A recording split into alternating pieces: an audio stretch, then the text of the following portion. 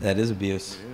It is. So abusive. What's up, potheads and political junkies? You're watching Cannabis Culture News Live. I'm Jeremiah Vandermeer, editor of Cannabis Culture magazine and Pot TV. What's shaking? I'm here with Neil Magnuson. How you doing? And Katie Cat. Peace and freedom. And Katie's abusing the weed in the bong? That was me. Oh, you were abusing it. A little bit of drug abuse to start the show. Abusive. Just dropped a little bit, you know. Katie's gonna hit the bong though. Duchess over here. And we started a little bit late. We had a weird sound issue thingy, but should be all good. It's not 4:20 yet. Should I wait? No, you shouldn't wait that long. That's 10 minutes away. Go for it. Hit that shit. Just about the light, it's like, should I wait? Talk about dogs. And there's this bowl that was loaded for me by Neil as well here. Yeah, there's some stuff I in should there. definitely hit this. Is there another lighter around? Oh, yeah, I think there We can do synchronized tokes. You got it there.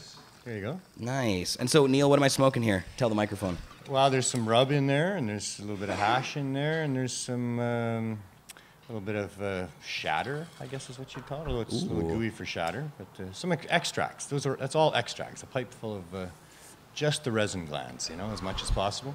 Yes. Wow, tasty.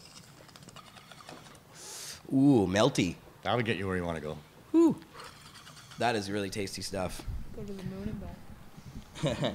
So, Neil, I have you on the show to talk to us up first, but there's a bunch of guests coming on the show today.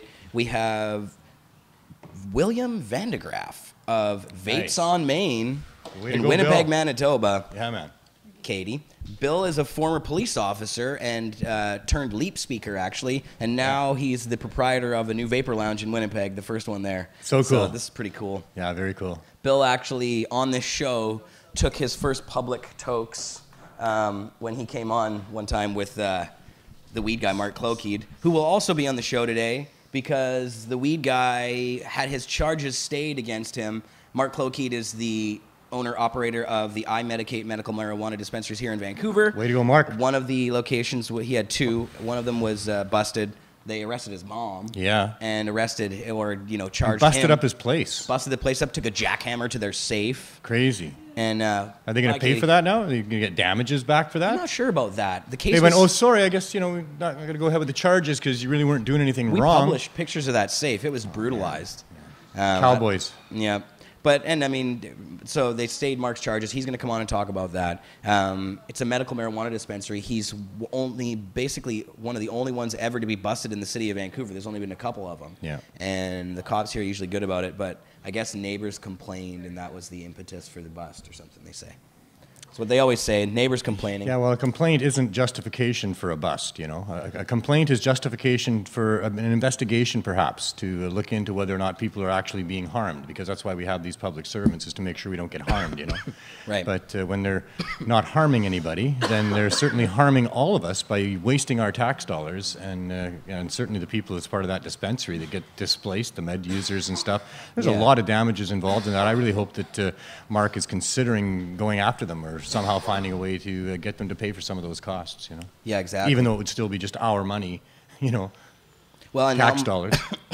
Just to add, Mark also has the pizza place here in Vancouver now. Yeah. So Mega Ill.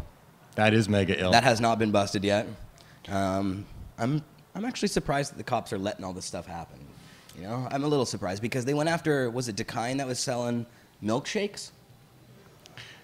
I don't know. On commercial back in the day, I think. I don't know if they had milkshakes there. I think somebody, maybe it wasn't them, but somebody on commercial was selling cannabis-infused milkshakes and got busted. Pretty sure it was them. I could be wrong. Don't know about that. But I know that Decine is back alive and well. Right. Don Briere, 5 locations now of Weeds, Glass, and Gifts. Right. And you should check them out online, yeah, too. Weeds. And they're going to be a sponsor 5 this year of Cannabis Day coming up. That's the main reason I'm here, of course, is Cannabis Day's coming up. Right. So, Neil, we should talk about that. But before we talk about that, I wanted to bring up something that you mentioned earlier to me that I saw the news story yesterday, and it's quite shocking, actually. A bit, We have our Cannabis Day rally coming up. We do a lot of demonstrations, you could call them. And protests. It's a protest. Well, that's what, yeah, exactly. But I mean, the word demonstrations is being used by the conservative government right now in a letter that they sent out to all of the different federal government departments.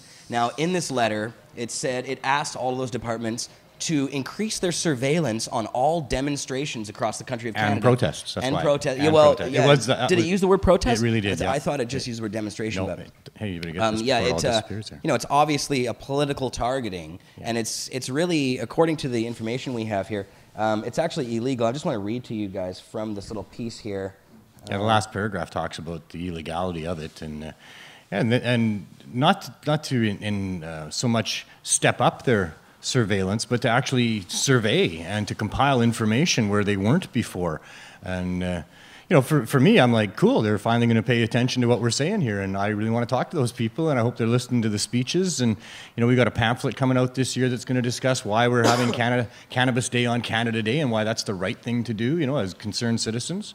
So I'm you know, I realize that they want to use that to try to come after us and stop us. Yeah. But, you know, at the same time, I mean, I get a giggle thinking about them watching me single cannabis and trying to figure out what to do or what that's about, because they're listening to those words while they're doing that. And when they're watching those speeches and thinking, we're not up there saying, come on down, folks, you can make a whole bunch of money selling weed here. This is all about making money. We just want to sell a bunch of weed. We don't care how old you are. Yeah. You know, just come buy weed. That's absolutely not why we have Cannabis Day and not why we have 420. We encourage people to sell weed there to make the point that when dealt properly, there's no harms to anybody and no reason for any government interference. But it's not a money-making idea, not certainly for me or for the people at Cannabis Culture or any of the organizers that put it on. This is a protest. That's right. Now, let me read this. Now, and actually, Neil, I like something that you said there. You talked about educating the people that come out. This might very well backfire right in their face. You know, educate all the government officials when they come and spy on us, change all their minds, and then the Conservatives will have nobody on their side anymore. We're just telling the truth. Yeah. We're just telling the truth. That could be funny. And we're telling the truth that, hey, this is un-Canadian.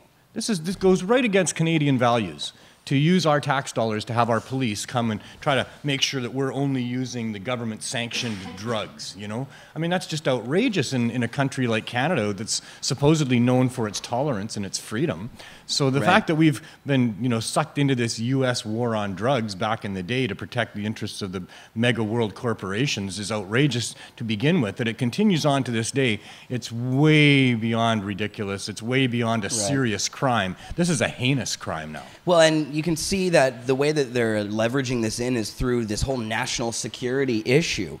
So the department that actually sent out the letter from the government was the Government Operations Center, which is kind of like the Homeland Security Department or something. They're responsible for national security, terrorism, natural disasters, those kinds of things that happen in the country. So this is the quote. It says, "The Government Operations Center is seeking your assistance in compiling a comprehensive listing of all known demonstrations which occur either in your geographical area or that may touch on your mandate.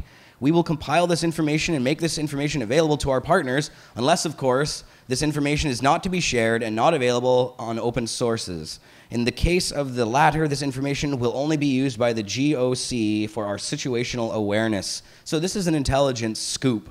But according to an expert at the University of Ottawa, he was quoted in the Ottawa Citizen. His name is Wesley Wark. He said, "The very nature of the blanket request and its unlimited scope, I think, puts it way over the line in terms of lawful activity.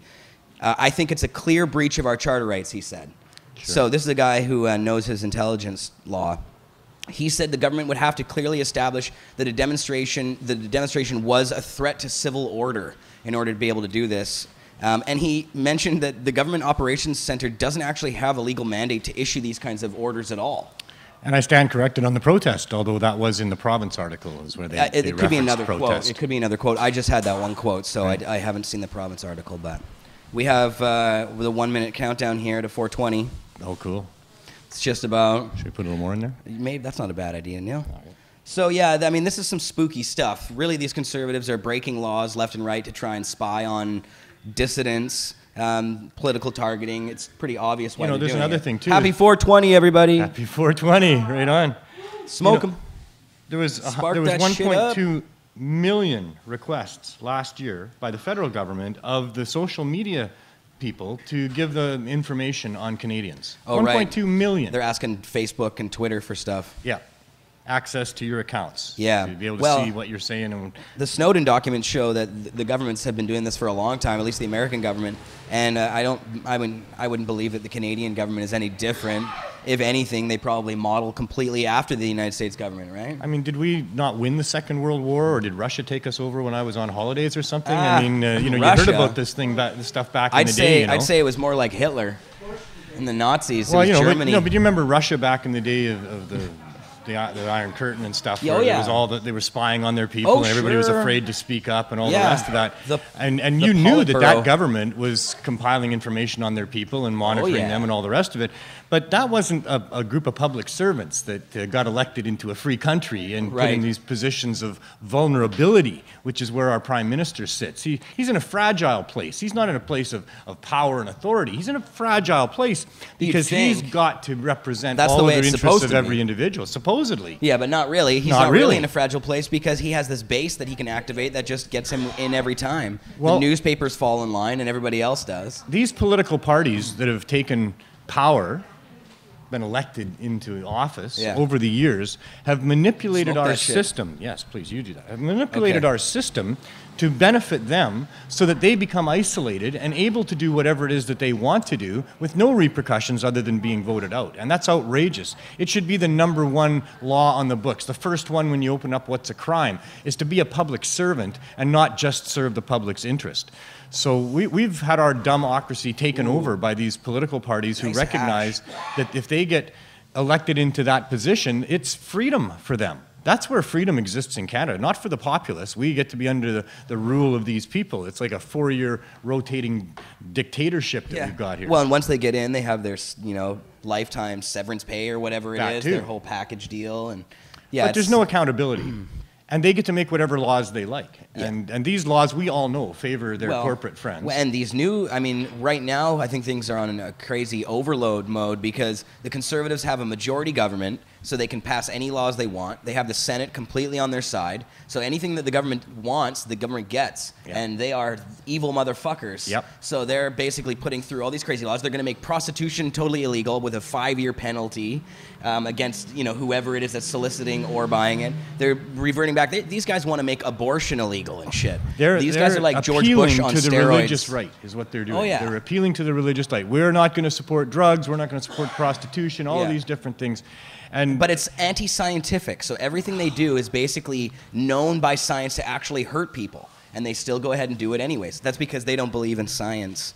They believe they're too crazy with their religion. At what point does the evidence become necessarily believable or unbelievable? And I think it's been piled up so high now that it's outrageous. And that's why I went on the Freedom Tour in 2012 and went to all the police stations I could find across Canada to file a complaint against the federal government, and brought with me the 2002 Senate report and the letter that the mayors wrote from here and the letter that the attorney generals wrote, because the evidence is overwhelming that their policies are harming the very fabric of our society and many individual Canadians. And so that's when it becomes a crime, is when you continue doing something that is being shown to cause harm.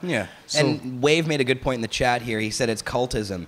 Completely. It's that they get these people who they know are ignorant to certain things, and they, hype them up, aim at what if the ignorant people don't like gays, they don't like, women's rights, they don't like all these things, then you appeal to them by being just like them. If they love Jesus, say you love Jesus too, and then get them to do the anti-scientific things that will be profitable but yet actually hurt people.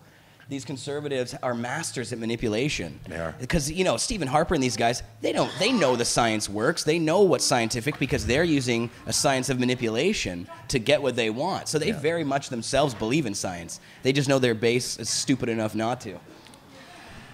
So, they're going to continue to do this kind of stuff if they can get away with it. But I have a feeling that the people of Canada in this next election are going to put their feet down collectively, hopefully. I've been optimistic before, not enough people get out and vote, and then there's those who say that if you get out and vote, you're just supporting a bad system and you shouldn't do that. And, they've got the system down to where we're in some trouble still. But at the same time, I'm not a pessimist, I'm an optimist, and as much as I see that the Conservatives could easily have the vote split in the next election, if the NDP do put together a campaign that is credible, then, the Liberals are going to lose votes to them. But now here's the thing that scares me, and I don't want to go on for too long because I want to move on to other stuff. But, you know, we're supporting the Liberals in the next election because Justin Trudeau says that he wants to legalize marijuana. But that doesn't make the Liberal Party good. No, it doesn't. No, these Liberals are fucking scum suckers, honestly. And Still a lot of the heavily stuff tied that to the banksters. Yeah, and I'm other sorry. things. And I like a lot of the people in the Liberal Party, don't get me wrong, but they are still in the pockets of these big businesses, and a lot of the stuff that they support is not stuff that I would be into supporting. They're neoliberal in terms of their economic policies. That means they're not very different than the Conservative Party. They're really not. They're not it's Coke or about, Pepsi. But here's the thing. If they're going to legalize marijuana and they actually do this and it's not just lip service, I'm going to have to support them anyway because I think that's such a huge pivotal step that it'll be worth all the other bullshit. You know, for me, I'm about freedom. That's what I'm really looking for. Is I don't like bullies, and I think that we deserve to have each individual be able to be that person they want to be and do what they want and not what they don't want until they're harming somebody else. And that's my big issue. But really, the only way I think we get there is through the legalization of marijuana. As crazy as that sounds to some people, it's the linchpin to getting the rest of our rights. So if that's what we're going to get out of the Liberals, then I think maybe sanity can prevail shortly thereafter. I'm hoping so. I have to hope on that too. hold my nose and support them. I don't like the system we're in. I was born into it. I didn't ask for it. You know, maybe Justin Trudeau will be different, but I've seen some press lately of Justin supporting some things that I wouldn't support necessarily. So I'm a big fan of some of the Liberal people out here. Oh yeah, you know, and I don't get me wrong. There's some great Liberals in the party. There's some great people working. Russ Miller, for example. Russ I think Miller's he's amazing. a Mark nice Elias. human being who really understands what the freedom is that I'm talking about and what politicians' roles should be. Justin's probably a nice guy too. I mean, I bet these people are nice people, but doesn't mean that the policies that get supported are sometimes abusive inherently in the way. I think Mel's right, except that it's the puppet on the left and the puppet on the right. You know, and that's what's kind of really going on here. There's somebody behind that's pulling strings because they have a lot of money, a lot of leverage, and that buys you a lot of clout and leverage. Exactly. And you know, we've won the issue to some degree to this point because of our persistence and telling the truth and what this issue's about. Yeah. And they're going to lose it. They know. So now you can see the huge struggle is on for them to keep a monopoly on the ability of us to use and have cannabis. And that's the fight that we're now going to shift to by the looks of it. Now, Neil, I wanted to talk about our next issue here. Now, this is the theme of the show today, and that's police and politicians who have become now part of the marijuana industry or marijuana business, former police or politicians. Right. Now, we have a few of them popping up. There was Cash Heed, who we all know as the police chief of North Vancouver, I believe it was, or West Vancouver, wherever it was. West Vancouver. West Vancouver. And he also was part of the Liberal Party, ran for a seat there, and was an elected member of the Liberal Party here in the province. Attorney General. Yeah, Attorney General. Now, he has come out a few times and gave some very good quotes to the media and press about his support for legalizing marijuana. He actually ran against Jody Emery in an election when Jody was running for the Green Party, and I think Jody may have had some influence on converting him. He was already pretty on our side, I think, for the most part. But he now has started a business where he will be consulting for licensed producers. And I guess what he says he's going to be doing is checking their money to see that it's clean. So that's his angle. So I'm not really... Let's keep organized crime out. Yeah, he wants to do the whole keep organized crime thing out. I'm not really sure how he's going to do that or what is his process for doing this. Maybe that's a proprietary secret or something as the police chief. But I'd like to have him on the show and talk about it. I've talked with Cash a few times before, and he seems like a pretty cool guy. But yeah, maybe he'll come on the show and talk about it. I haven't approached him yet, but I will ask him to. And the other guy is Mike Harcourt. Was walking past here yesterday. Oh, he was? Right past the store just as I was coming out. So I sidled up alongside him and we took a walk down. No way. What did he say? I first off said, Mr. Harcourt. Now, let's just say Mike Harcourt is the former premier of British Columbia and the former mayor of Vancouver, who used to be a kind of a drug warrior and now has converted, and he is also consulting for the licensed producers. Well, he's gonna he's gonna be making money on medical cannabis is what the idea is. He's working for a licensed producer. And so what I said to him was, I said, "Thank you so much, sir, for supporting marijuana." And he right away said, "Well, medical marijuana." And a woman that was with him said, "Well," and I said, "Yes, I realized hemp seed. He's actually wanting marijuana to support him." Yeah. Oh, really? That's what. Oh, and then I addressed his issue on medical. The angle here. And I said to him, well, sir, you realize that just about all use is medical. That every adult that's going and using some of their paycheck to go and buy themselves some cannabis, they're doing it because it helps them with their stress or their anxiety or to relax after work or to deal with anger issues or to sleep better. But we're all using it for things that, of value. We're not abusing cannabis, and, we're not a bunch of young people trying to use too much. Hey, Mel. What up? Aloha. So, yeah. Anyway, that was my conversation with Mike Harcourt about that. That's okay.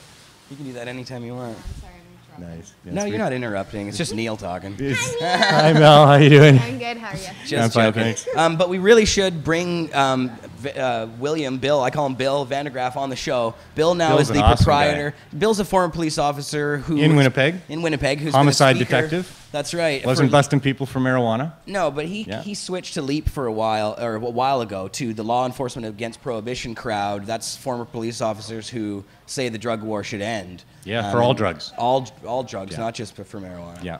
But Bill's a really great guy. On the show, he actually smoked for the first time publicly since being a police officer, I guess, or that's what he said on the show. Yeah, Eric was here. That was a good, hilarious little video clip. There is one actually available on Pot TV. I think the Weed Guys crew shot it when they were here, of him puffing down for the first time. So, but Marius, do we have the Skype connection hooked up with the people over at Vapes on Main in Winnipeg? Have they sent us a?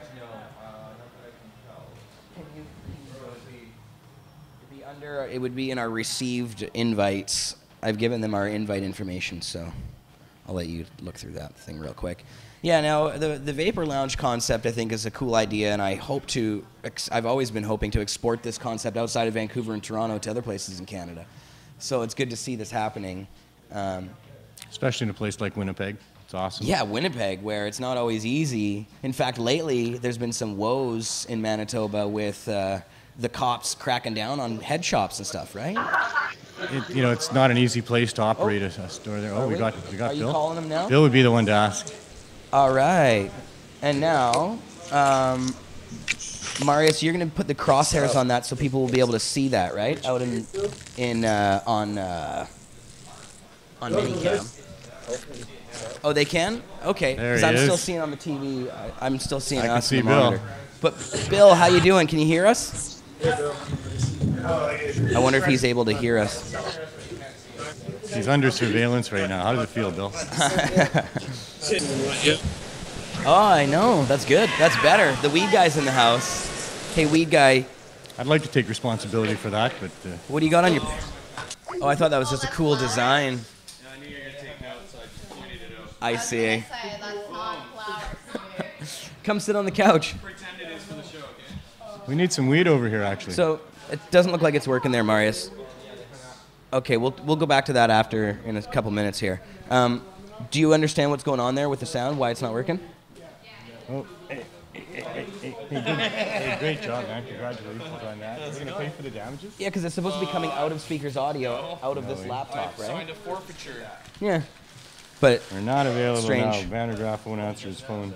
It's raining pot. oh, you brought the popcorn. Very nice. Oh, so This shit gets me- falling asleep tonight before I go to Seattle. You might sleep in too I gotta late, though, go Mel. fairly quickly with my meter situation out Oh, do you? there. Okay, well, And we Neil, should did do you want to just a say little bit anything about else? Cannabis Day. Yeah, okay, well, let's quickly do a Cannabis Day thing. surprised you July didn't know. 1st is You're Cannabis gonna love Day. these. We've already booked all the booths. This is chocolate. It's Calba chocolate covered golden graham bars. Golden graham chocolate edibles. Oh, shit. Yeah, like the I can't eat all this ones. stuff because it just puts me right the fuck out. What's the idea? It puts me to sleep. I Quiet don't like you going to down for a sleep. change. No, Settle you down. fuck that.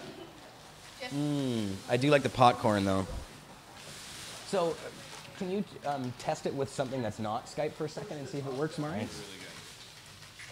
Just so we don't call them back I'll and bring not it have it home to working my again. sweetie. You know what I mean?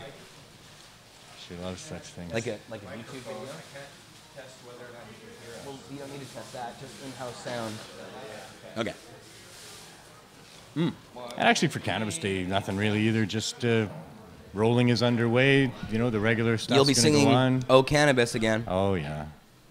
Cannabis Day? 10th year of Cannabis Day. Oh, Cannabis Day. So And the last cops at will be 420. there, undercover, Yeah. And filming us It's from a buildings, demonstration. taking notes of everything we say. We're So, already completely under surveillance when we have our demonstration, so bloody it won't time. be anything new for us. They're in our hotel. We always Yeah. figured they were there anyway. Yeah, they are in our You know. hotel. Which room they're in. Yeah, we even know which room in the hotel they're in because we have a hotel room that we broadcast out of. We shoot our live feed out of, and they actually get the room right next to us, and they take their pictures out of the window as well. So we always ride the elevator up with them and like, hey, how's it going, guys? Getting some good footage or what? Another year. Yeah, Just offer them the audio. So do you guys want the audio to go with that stuff that you got? You know, just offer them the audio. Yeah, sure. We can tell them. We'll give them our own surveillance. Because for the whole thing. that's what sounds like it's going to be cooler Save 'em this some year. money. They're going to be paying attention to what we're saying, and they're going to be trying to analyze all of that, and figuring out that Bryce, can you holy monitor while you're smokes, doing that so- if you're a good Canadian, you can't support the drug war. Can I roll a joint out of the rest? Sure. And so tell us about, okay, first off, Mark, tell us about what happened when the cops shut down the second location I Medicate and what the case was all about. Well, everyone thought I was selling to little children. Is that Or what it doing was? something wrong. What, complaints but they in the were neighborhood wrong. or something? No, I don't know. No, I'm saying people were assuming. I'm They not weren't saying that little it kids, was. They were like 12 or 13. Yeah. Big No, kids. in reality, according to the affidavit, the investigation started before I opened up, like in the start of September. So there seems to be someone in the community, whether it be a neighbor or someone that thinks I'm too awesome, that was calling and complaining and started the case, which is the truth with anything. So who knows? I mean, in that neighborhood, it could have been anyone. So, but there's a gun store 2 doors down from me, I love to point out. Yeah, that's crazy shit. Yeah, so basically the police, were watching the dispensary, and the only way they could access it, they went to our doctor and received a diagnosis and accessed our system like everyone else that goes to any other dispensary. And we sold him weed because he said he had a spinal injury, was on morphine, and was severely blue, which I found funny. I read that in the affidavit, blue, because he's a cop. You get it? Blue? Yeah. yes. Scumbag. Anyway, so he pretended to be a patient to access our services, and that's how they got a case against us. And it was hard on my mom, especially since she's never been in trouble with the law, ever. My dad's an ex-cop, That's crazy. actually. Your poor mom. Yeah. So and she actually kind of was like a converted believer, I guess you could say. She was brainwashed growing up that pot was bad, and then I went through cancer and had a bone marrow transplant, and my mom witnessed cannabis actually working for me as anti-nausea, and I beat cancer, so that probably played a role in it also. So she was on bail and was having to sign in every week. I myself was in Europe when they raided the place. So I was able to negotiate my bail before I came back. I got a little bit of criticism for not running back to my mom's aid, but guess what? My charges were waiting for me regardless of how fast I came back. Right. And what difference would it have made anyway? Exactly right. Well, it was really stressful for me to see how people reacted when it did get raided. It was like a lot of people were criticizing me like I was doing something wrong. As how we're like operating as a dispensary. Right. So emotionally, it was really hard for me. I felt like it should have been the opposite and outraged dispensary. What did they say you were doing wrong? Or? Well, nothing. They just were critical. That's just anyone in general. Oh, what did people were saying wrong? Like I was saying earlier, that I could have been selling to kids, or everyone was speculating why it was raided and why they went after it. And in reality, it was the cops had to pretend to be sick just to get it. Exactly, or selling pounds out the back door. Right. To people that don't need pounds. Who doesn't need pounds? But you guys get what I mean, right? So yeah. Ladies there? Ladies. What's up, ladies? Bong rips? I'm a lady. She's called us ladies both.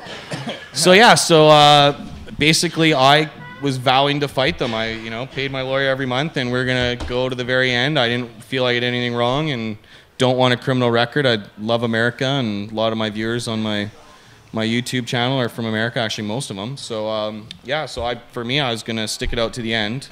And my mom pled because they gave her a discharge, so she just didn't like going every week and signing into bail was her big thing, right? So I kind of understood that. But for me, I was just going to go to the end, and they offered me... calling back on... We'll keep attempting to answer until they actually talk. It doesn't... Yeah, I guess so. The thing is, will we be able to hear them? Well, we'll find out, I guess. We're trying one more time with Bill there. Can you hear us? Bill, can you hear us? Can Bill, you hear us? Can you hear us? I'm not sure why he's Earth not getting to our Bill.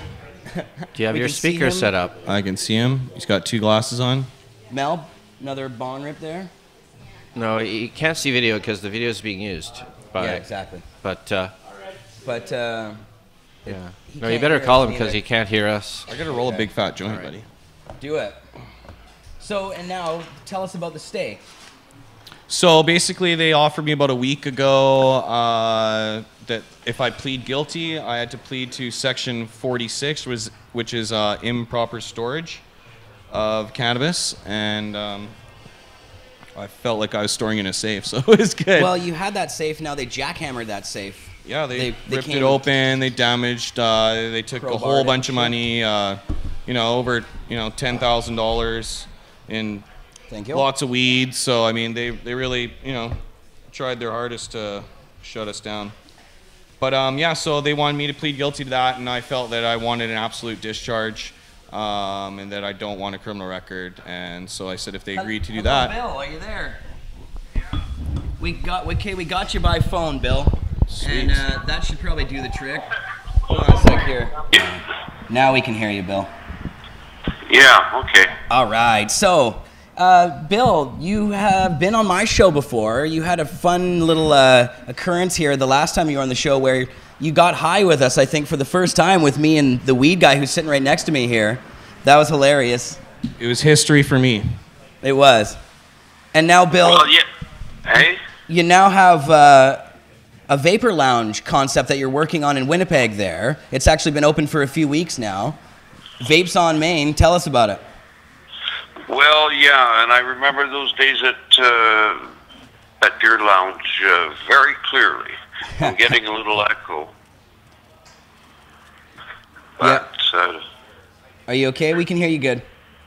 okay, I'm getting a little feedback, but that's okay. Back to him. Yeah, we opened a Vapes on Main. I mean, we decided in Winnipeg it was time to get on board with the rest of you guys in Vancouver and Toronto and around the country.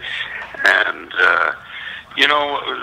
I'm a member of Law Enforcement Against Prohibition as well. And, I've been talking about this kind of stuff and legalizing and control and proper regulation with the ability to grow your own, for about 6-7 years now, off and on. And I just thought, when it was time to start to make a move and start to try and make this a vape room actually come about for medical marijuana users in Winnipeg. And we hear now there may be another one opening up in Winnipeg, and we'd like to give a shout out to our associates. That's because of you, buddy. Well, yeah, I mean, once one person does it, it makes it a lot easier for anybody else to do it. In fact, then when you have a few of them, it makes it harder for the authorities to do something about it as well. Well, that's right. And our only concern, I guess, now, we haven't heard anything from the authorities, not a thing as yet, but we would anticipate some kind of regulation coming, at least discussed at City Hall. So that's going to be our next big fight, I would think.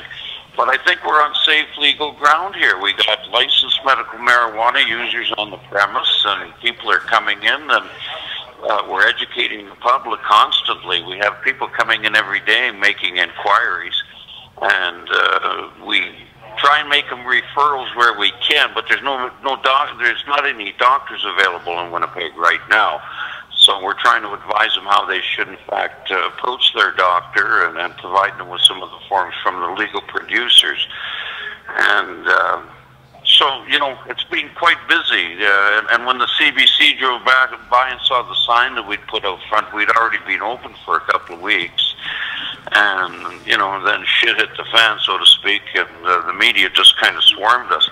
And it was good. I told the people here, hey, you know what's going to happen? It's going to be about cop and vape room, and we can't avoid that. And I think regardless, it's for the cause, and I wanted to jump into it. I thought it was time.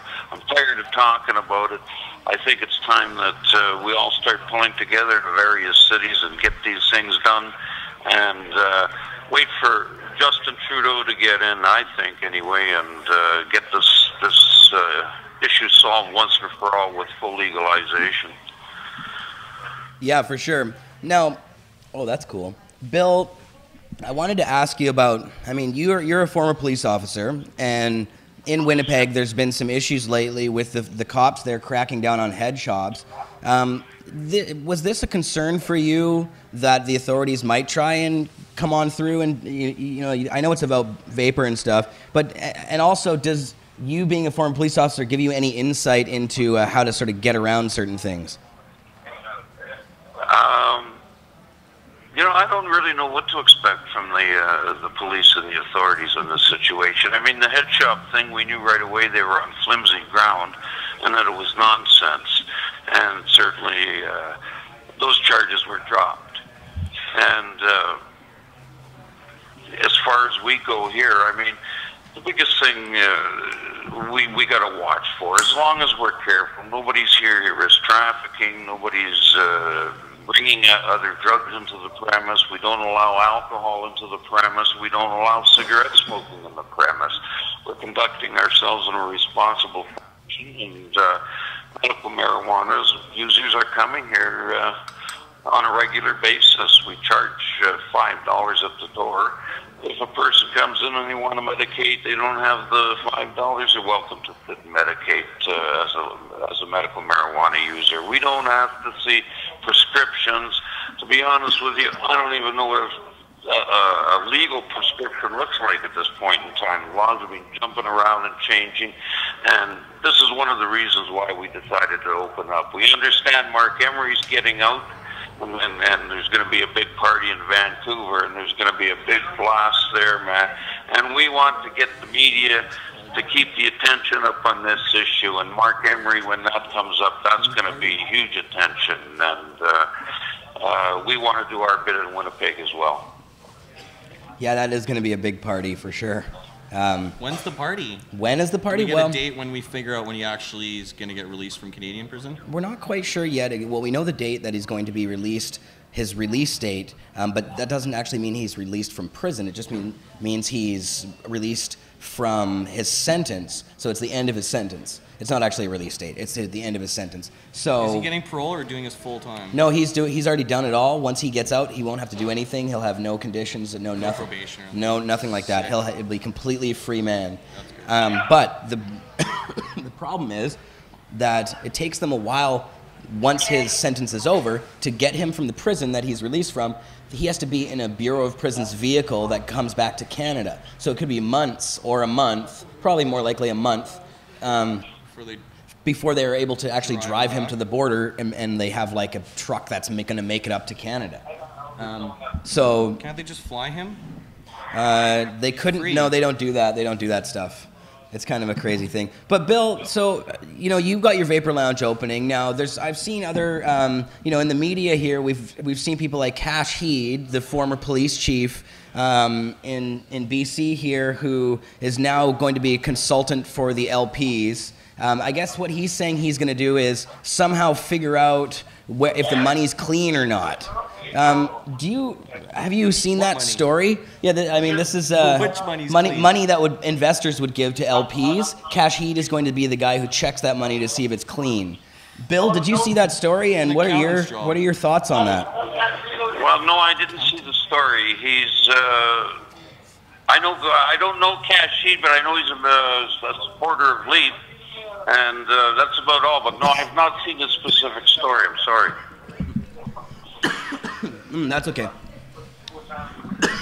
Yeah, in it. All money's dirty, by the way. just for future I reference. wonder how he was going to figure out where the dirty money would come from.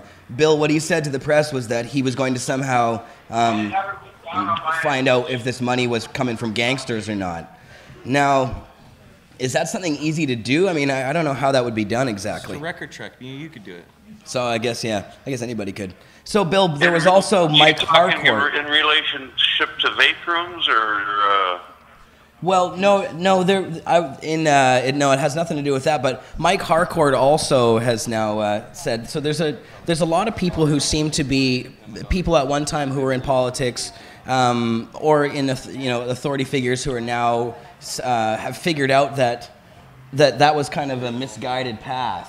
Now, Bill, for you, when you were a police officer, when did it become apparent to you that the drug war was basically something we couldn't win? Oh boy. And we're live.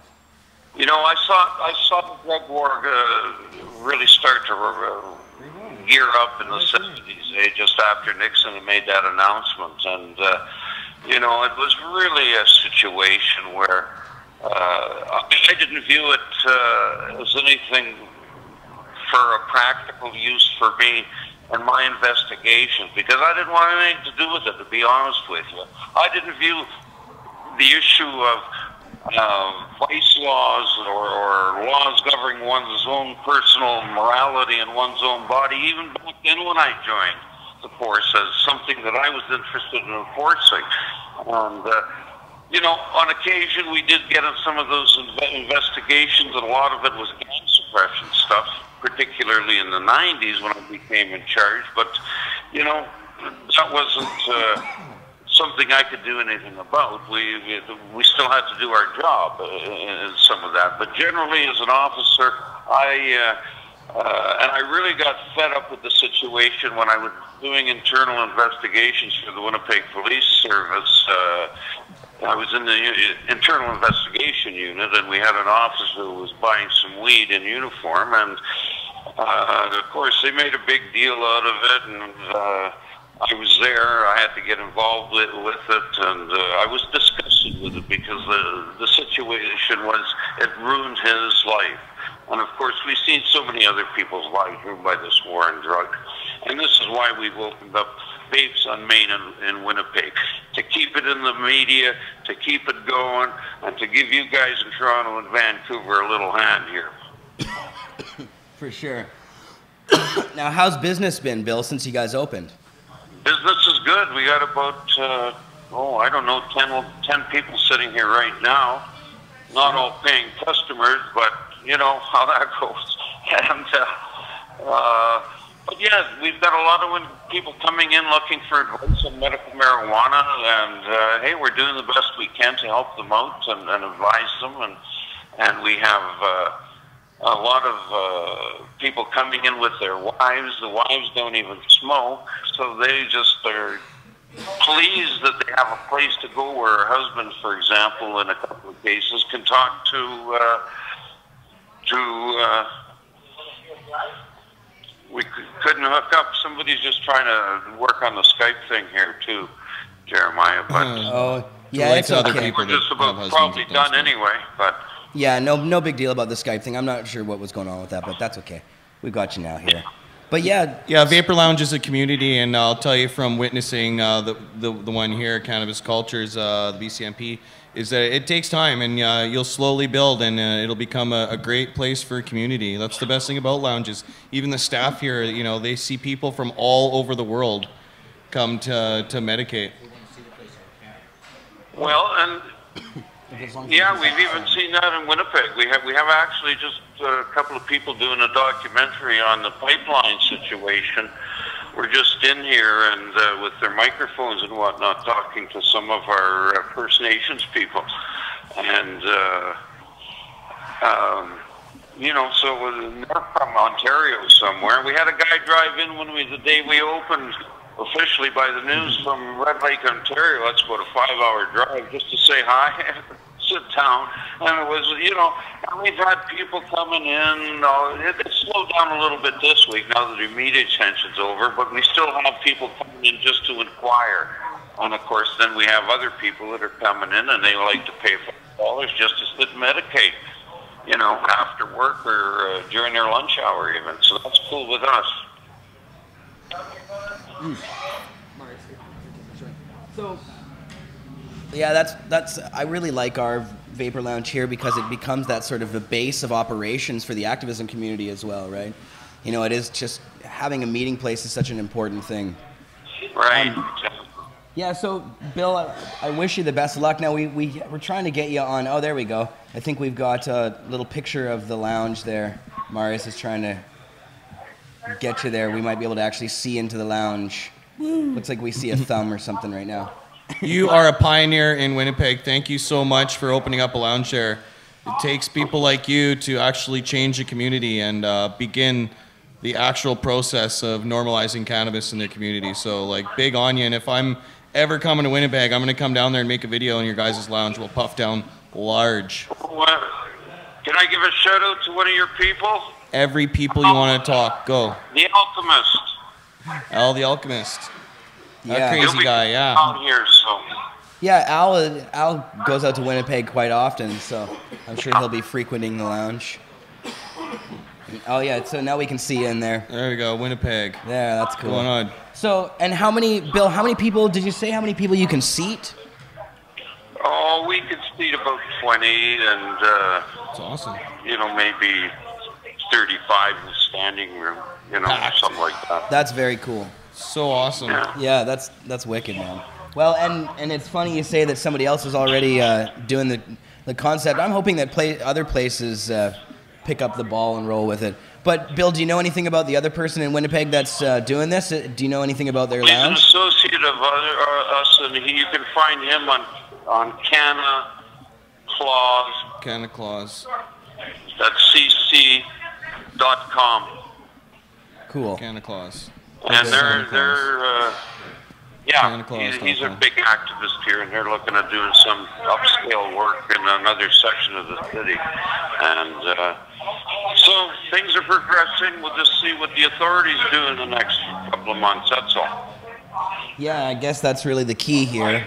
And I mean, here in Vancouver, the authorities do sometimes make a trip to the Vapor Lounge, and they come through, and they usually walk through and just look at everybody.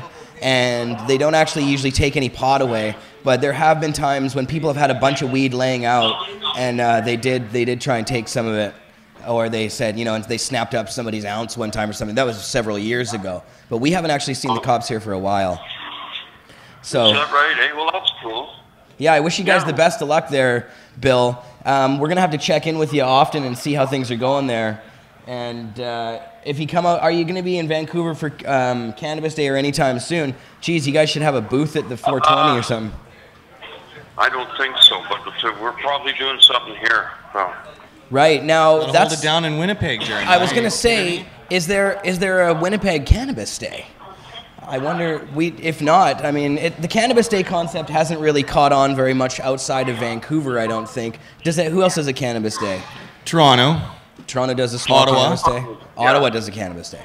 Yeah, we're going to put a Cannabis Day sign out front here, and we may block off Flag. the front sidewalk. We're on a major thoroughfare here in Winnipeg. Like the sign is, we got, I don't know, tens of thousands of people drive by every day. So. Wow. And so, and that's going to get a lot of attention there. Now, the CBC was already in the house and took some video of you guys. Yeah. And the media has been all over the place. We actually have that CBC video, too. I think, Marius, in your email, I sent you that clip to play. We'll play that afterwards. But, yeah, have the media, have you been impressed with the coverage, Bill? How have they been treating you? I don't think I caught you there. How are they treating you? Did you like the press coverage? Were you happy with it, the media? Were you happy with the media who covered you, Bill?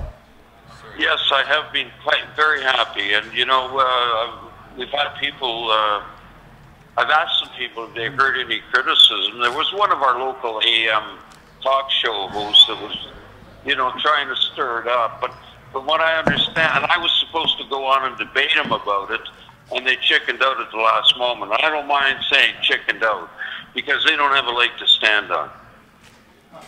Right. No kidding, man. So. Well, Bill, thank you so much for coming on today, man. We really appreciate that. It was totally awesome. Hey, we're just supporting you guys. You guys been doing all the work for years, and I only jump into it. Hey, I know the comp thing. You jumped in Winnipeg. I got to use that, so. No, I love you, man. You're awesome. Give yourself some credit, man. We didn't start in Winnipeg, though. Yeah, Winnipeg's tough. I mean, it's not easy. It's one thing to be able to do this stuff in Vancouver. I guess when Mark Emery came here and started doing it, it wasn't easy to do it here. But, that's why it takes people like you, Bill, who are the pioneers doing it in places where the cops are a little more conservative and might try and bite back. Well, thank you. And We got your back, You bud. know, it's a matter of, it's hard to really get people to still come out of the closet, eh?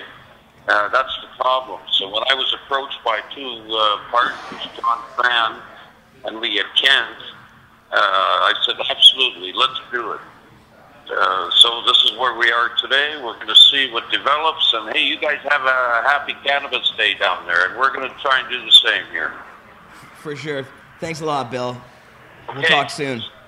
Cheers, Best of man. luck. Peace. We'll see you guys soon. Vapes on Main.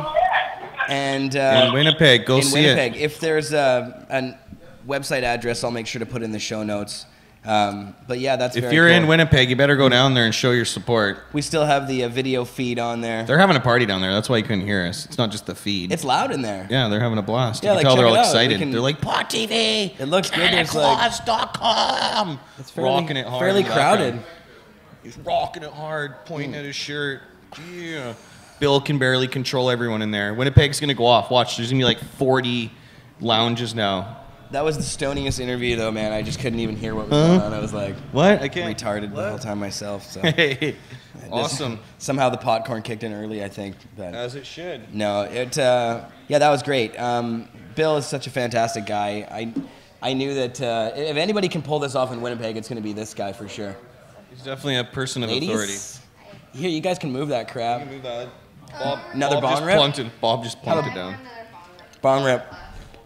I just busted up some more tuna Kush.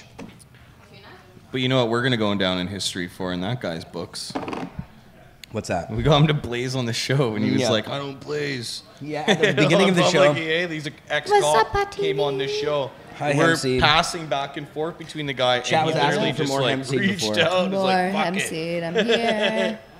Live More show. Hempseed. Remember? Bong rip. Oh, Remember? yes. What? When we got the cop to smoke. I do remember. Yeah. It was epic. How can I forget? It was one of my favorite Pot TV It was moments. awesome.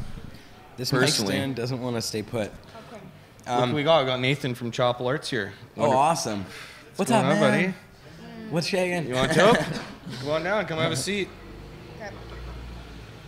Is that okay, Jeremiah? Oh, of course it is. Your show, buddy. Oh, and this was art from Bob High here as well. working. Hey, man, what's going on? How goes? Good to see you. Give me a handshake here. No kidding. What did Bob drop off here? I think he's working on a comic with David. I've heard they got 30 pages done already. Oh yeah, they've got a bunch of it. This is the history of Amsterdam.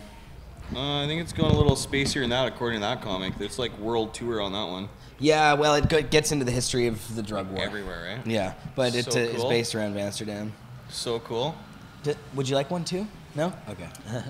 No, she's gonna be my frozen dead hooker tonight. Oh, you're doing makeup? That's frozen dead hooker? Yep, and then I'm gonna come to your house and bring the dog and get ready for Seattle tomorrow.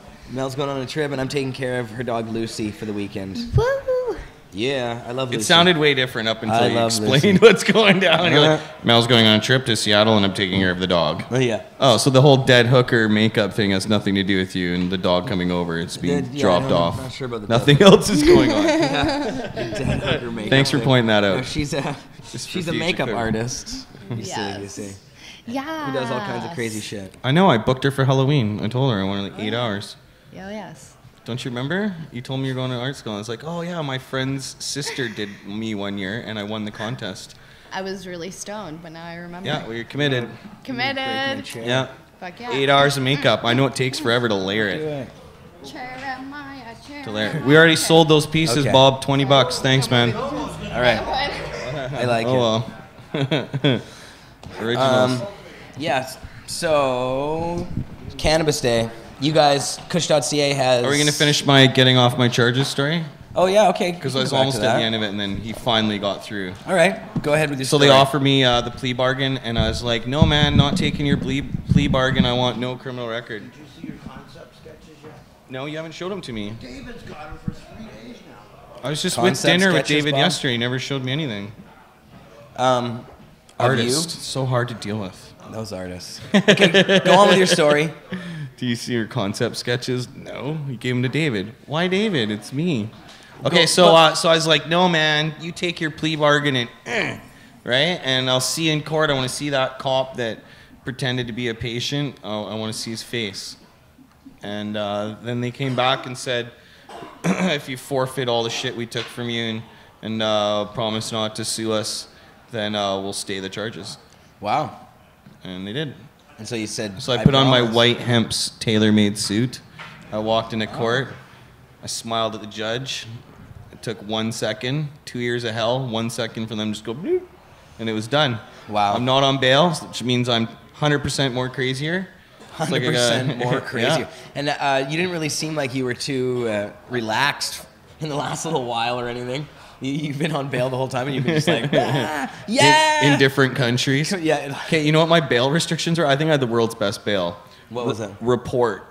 That was my only restriction, was report. So even if I didn't show up to like sign in or anything, I had to just call in, and it was good to go. Cool. Well, that's why I could travel and do whatever I want. I Well, there you go. So not a big Kirk deal. Tusaw. What?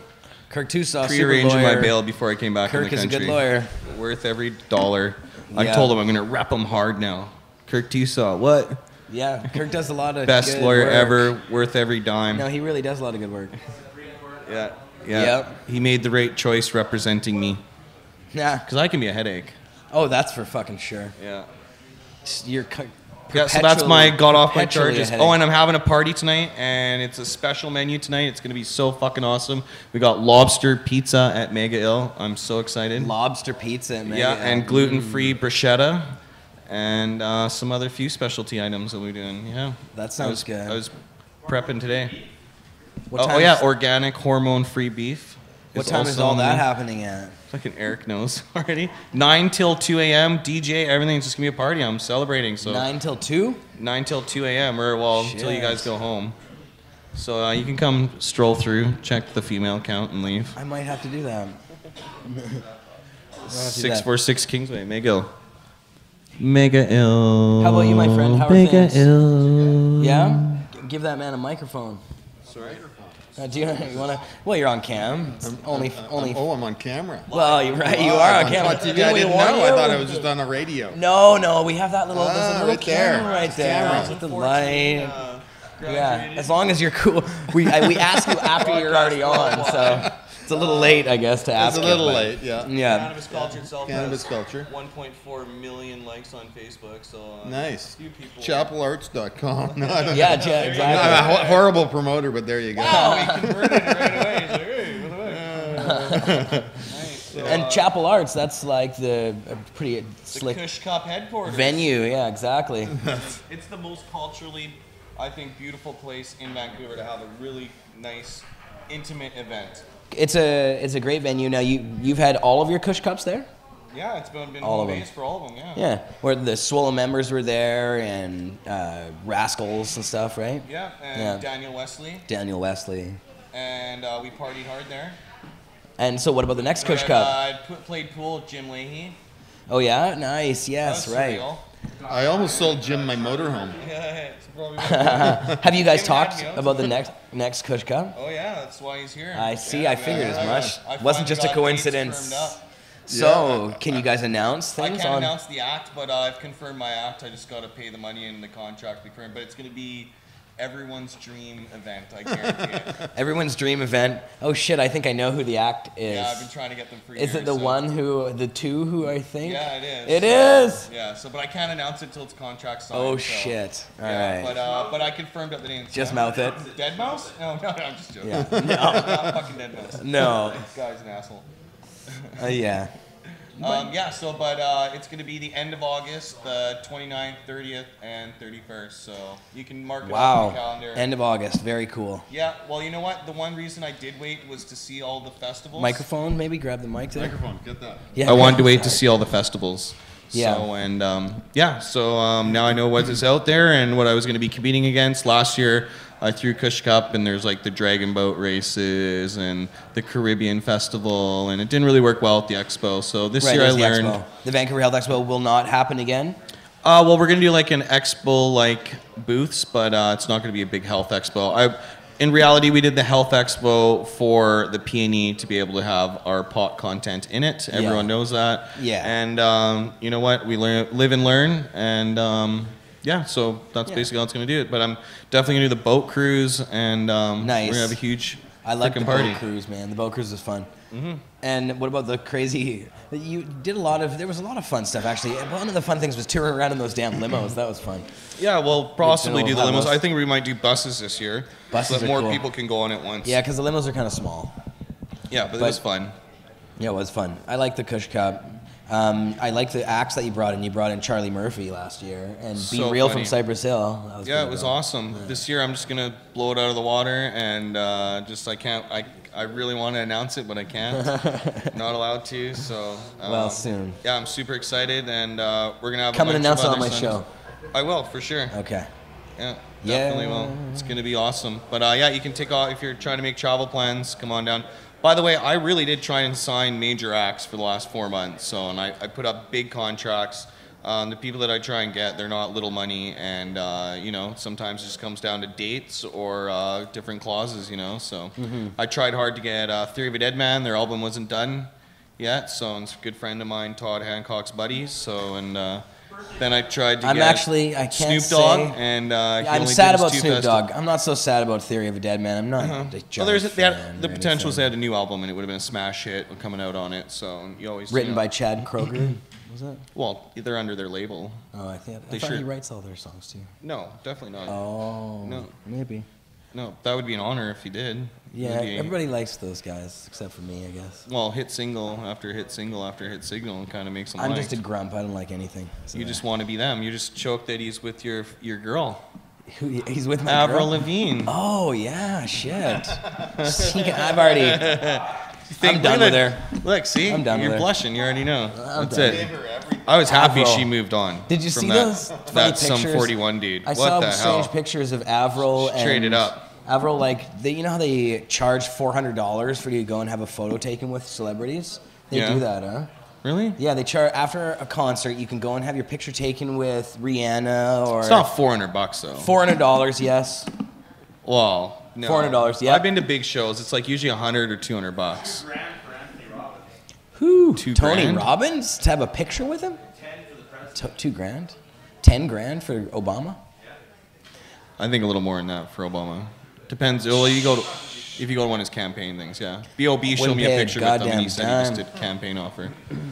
So, Yeah, but where was I going with that? Oh yeah, but the Avril pictures. There's pictures of Avril Lavigne getting these photos taken, and she's like going like this and hiding away from all the people that are like taking well, there's pictures some next to her. greasy people out there. I understand, but then there's the picture they compared them. It was like Gawker or somebody who did this. He's kind of cruel, but they compared them with Rihanna, and Rihanna's like jumping all over people and like molesting them and like grabbing their tits and like doing all kinds of stuff, just like crazy stuff.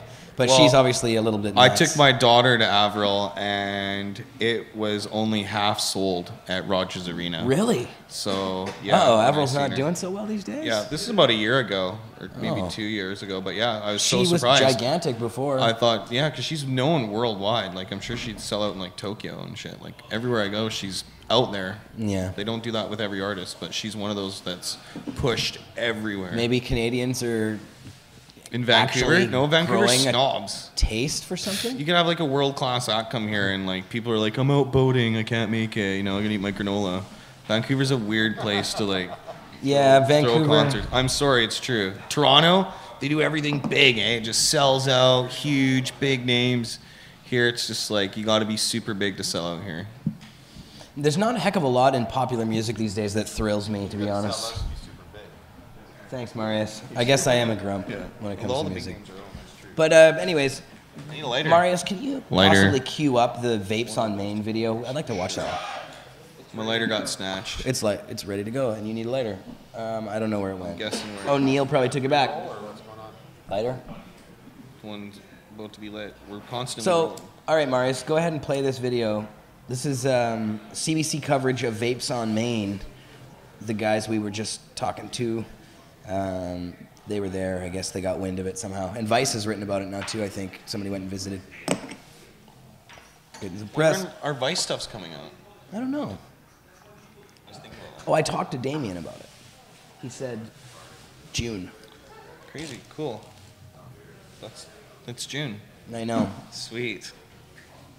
That'll be big. Be big. How's that going, Marius? Okay, Do you go ahead want and to play know who it. I wanted to get for Kush Cup? Who? Rodriguez. I think he'd be chill. Have you ever seen that documentary? Go for it, Myers. Sugar Man? Yeah. Play. Nobody's play. brought him here. How much would he be? Yeah, Vapes he's on not Main. really good. Let's Play bring it. him here, yeah. Such a good documentary.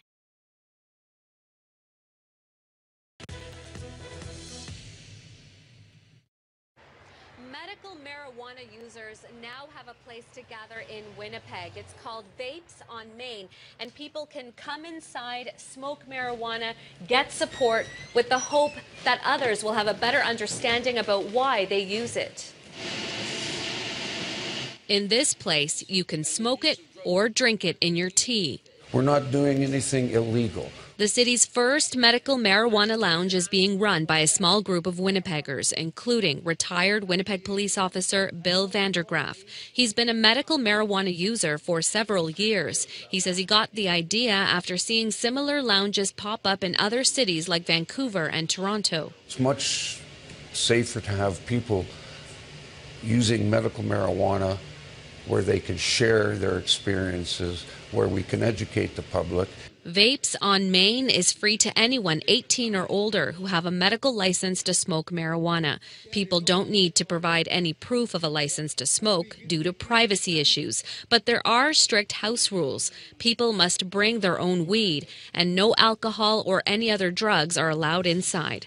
People don't have to come in here and smoke marijuana. We have many people that come in here simply to inquire. Leanne Kent relies on marijuana to battle depression, severe anxiety, and celiac disease. She says the lounge provides a safer place for her to medicate with family and friends rather than on the streets. You might have the criminal person that is close by that knows what you're doing, that knows the smell of burning marijuana and approaches you to rob you. Stephen Stairs is a licensed grower and marijuana user in Winnipeg. He says the lounge could also get some unwanted attention by police.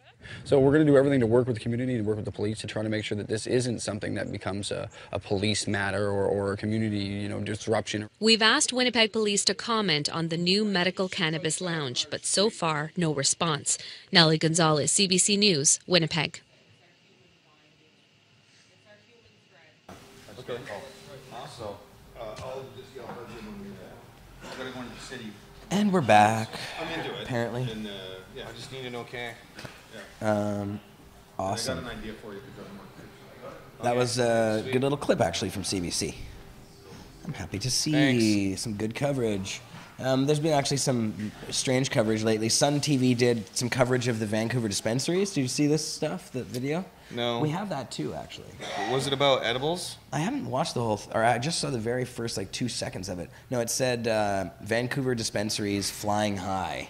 And of course it's Sun News, so that's Fox News North. I think it says Vancouver illegal dispensaries flying high. So they're trying to call out the fact that... Well, there's definitely dispensaries that aren't non-profit, that don't have a bank account. Mm-hmm.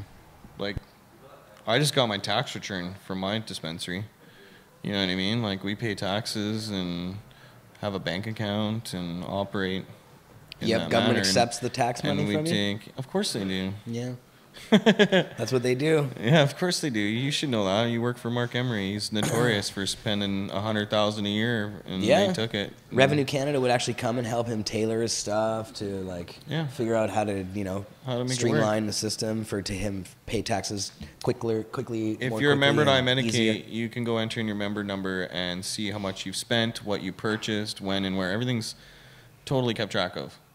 Yeah, it's crazy. Do you know what I mean? Someone comes in dude, I want what I got last week. You're okay. Then they're already. Just remember, it doesn't stop them from going after you at some point for whatever. What do you mean going reason. after me? Well, you're going to be fine. They don't go after. See, that's the thing. You just got your charges stayed. So if they wanted to get you, they would have got you. They left that one open even when they charged me with the other one, which is the real boggle. Okay, explain that. What do you mean? So I got. iMedicate 1 was operating the whole time that they shut down iMedicate 2, and I got my charges and I was on bail and all that shit. You're still selling illegal medical marijuana. Well, it's legal in my eyes. It's just the interpretation of the law and how that they're not regulatory. It's not really legal in the eyes of the law, of course, but yes, I think it is, because basically it comes down to the Supreme Court ruling saying that anyone with a doctor's diagnosis should have access to cannabis. Yes. So, and... that's where it comes down to, and I think It has not yet successfully been argued in court, though. Oh, but it's been one. Well, no, Brittany. So just recently, say for instance, this Metrotown medical marijuana dispensary case, Brittany and Jordan both got conditional sentences. That's because they pled out. No one takes it the full way, bud. Yeah, I guess. Yeah, they pled out, man. All right. So unless you're gonna take it to trial, then which was what I was willing to do. And that's why they wanted to just tell That's why they told me to go away, buddy. Like literally. Yeah, that's true. Why do you think I had that, you know, well, you game might be plan? Right. It just hasn't been done in court yet. Everybody's So, but I'd just like What to go about Randy? Did he try and back to the basics? Is nobody has tried to fight it? I think it's been fought all the way up into like Ted's case with the edibles. Right. I mean, that's a good example there that where, you know, that's. But there was Randy Kane who had the dispensary on the island. I think are their charges done or? I thought maybe they're still. I don't know. I think they're still going because I think Kirk was saying he's going to use my case for. I know one in Kelowna and stuff like that. I got to find that out. Actually, I can't remember now. There's too many. The of these plain different fact cases. of the matter is, Jeremiah, in Yes. Washington, everyone's using pot that wants to. It's above 18, right? You were in Seattle. What's the age? 21, 19? isn't it? Is it 21? I don't know. I haven't been there. I was on I bail. think in I the didn't United go. States it's 21. No, in Washington, what is the age for people that are allowed to carry 30 grams? I believe it's 21. Crazy. Could be 19, but I'm sure. Anyway, anyways, that's recreational use, and I think this whole medical system and the LP system is just going to be thrown out the window, and all these people jumping on board to, you know, invest money and start selling it like that are just going to really lose in the end when it comes down to the fundamental right for people to be able to grow their own medicine, and that's going to be the right of everyone, and hopefully we won't have to like have any money dealing with cannabis in the future unless you want to go to, say, like a coffee shop atmosphere where you're getting Cadillac strains that are grown by premier growers in fine gardens that are certified.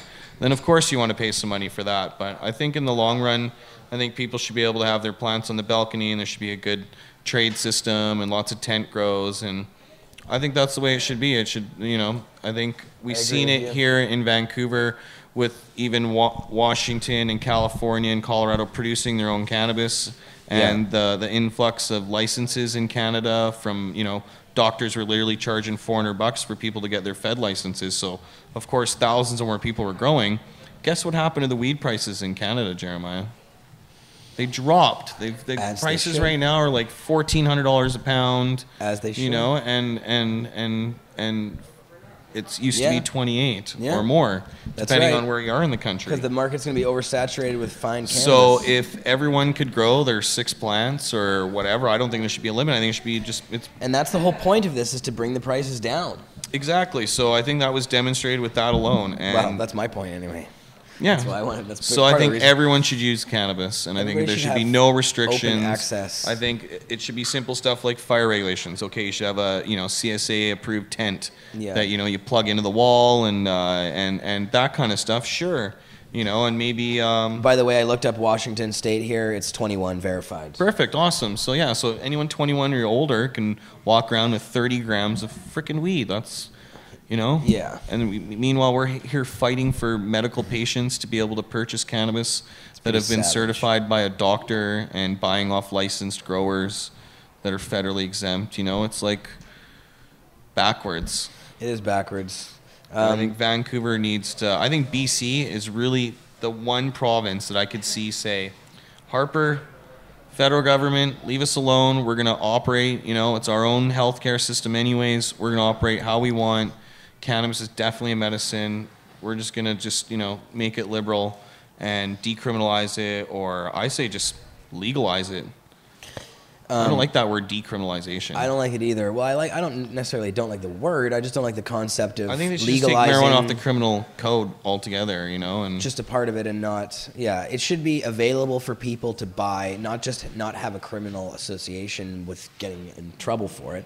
I don't think there should be fines for it. I don't think there should be any penalty for it. Yeah. Not just a criminal penalty. Exactly, and I don't think it should be regulated to the point where it needs to be produced by some sort of licensed commercial grower. I think that it's like herbs in a garden, and I think it's been kind of vilified in terms of how it can be produced. I mean, let's face it, we could do it on our balcony, you can do it with LED lights now. There's some amazing technology coming out of that. And you don't need anything special. You don't have to have any special, education to do this. it shouldn't be heavily regulated in the way they want to, because it doesn't need to be. It needs to be about as regulated as tomato plant growing needs to be regulated. Yeah, and anyone trying to regulate it is trying to profit from it, I've noticed. And, yeah, and that's the sad thing about it. Well, they want, see, all these new regulations are a way of making it prohibitively expensive to get into the business. Mm-hmm. So, you know, they have all these security fees and all this kind of stuff, which reminds me. Like Costco.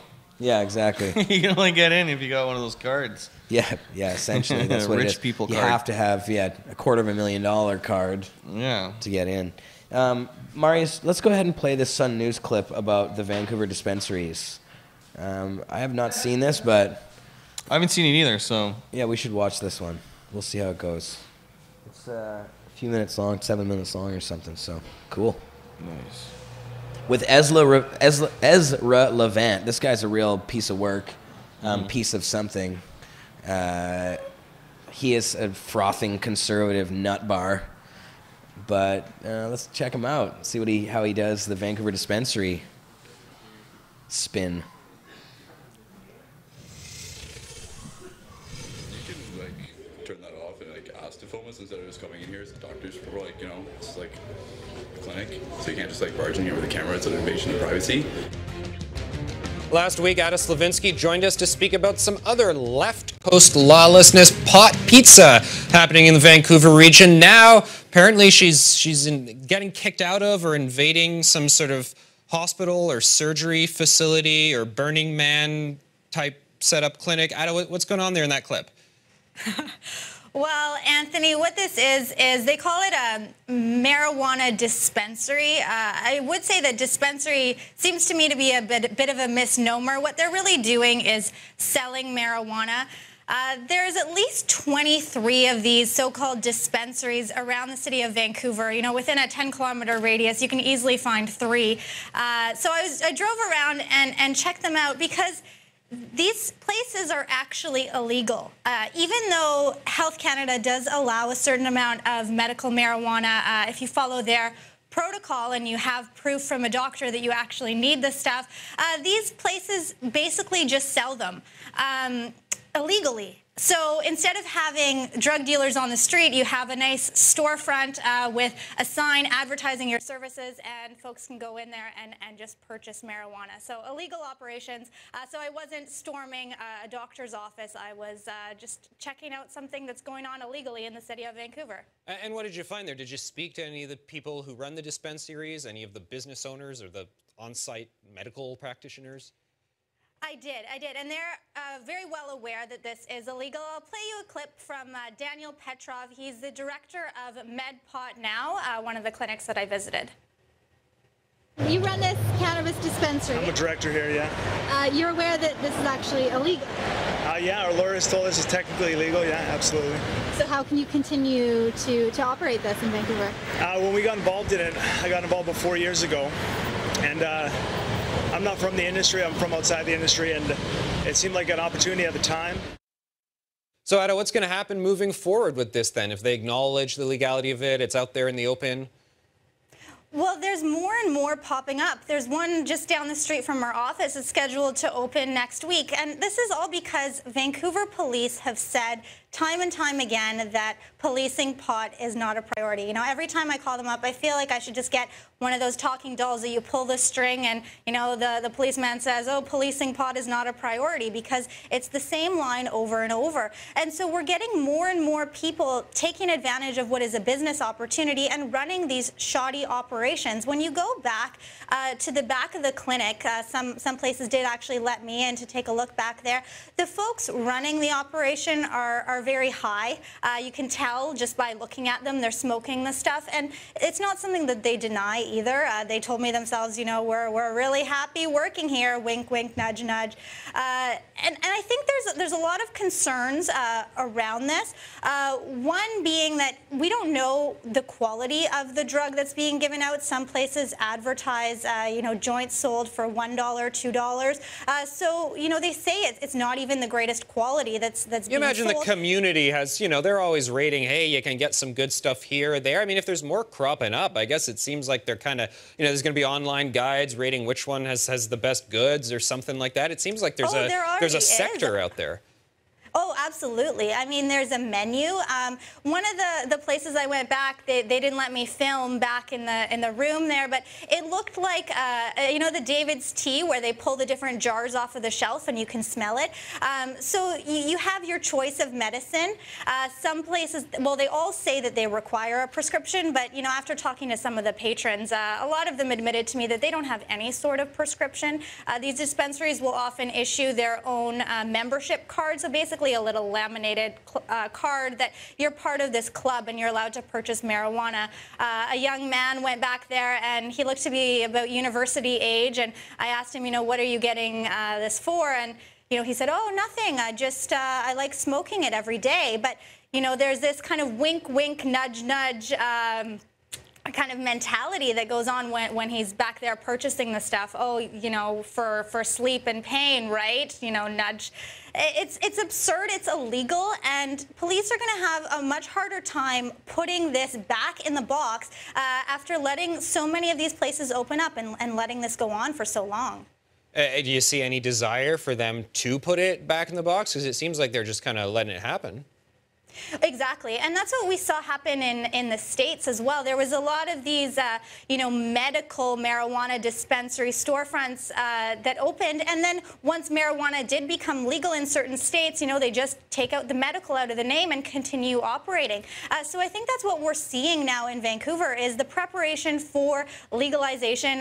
Police are trying out this new approach, this lax approach to policing and letting this happen, and the industry is setting up and it's already there, and it's going to be a lot tougher to regulate, you know, even if we do get to the point that this is legal, you know, for police to come in and start imposing standards on an industry that really has no standards at this point is going to be tough. And there is concern from all folks, not just people who are against marijuana. I spoke with Jody Emery, and she's one of the lead marijuana activists pushing for the stuff here in Vancouver, and here's what she had to say about the state of medical marijuana now. Medical marijuana is kind of a hazy phrase right now, if I can use that pun. A lot of people just go to the dispensaries that are advertising around town, and they're told they only have to provide proof of an ailment that medical marijuana can be useful for. So it's basically saying, well, Health Canada agrees that marijuana is useful for what you've got, but we're going to save you the hassle of finding a proper doctor, filling out the paperwork, and we're just going to acknowledge you have an ailment, so here's some marijuana. That can be abused, but I think people only abuse a system if they're not able to get proper access otherwise. So there are people who are going to dispensaries who have medical marijuana cards who technically, under the law, have no protection whatsoever. You only have legal protection if you're part of the federal system. Ada, we're actually all out of time, but I want to thank you for that report and for getting those clips from Miss Emery and everyone else. And, you know, rhetorical question. I mean, you were reporting about the pot pizza. We know there's all the not-for-profit groups that are handing out the various drugs. We got these now. You know, I'm kind of wondering in that region, where can you not buy drugs? But I guess it's going to be a question for another week. Thanks very much, Ada Slavinsky. Thank you.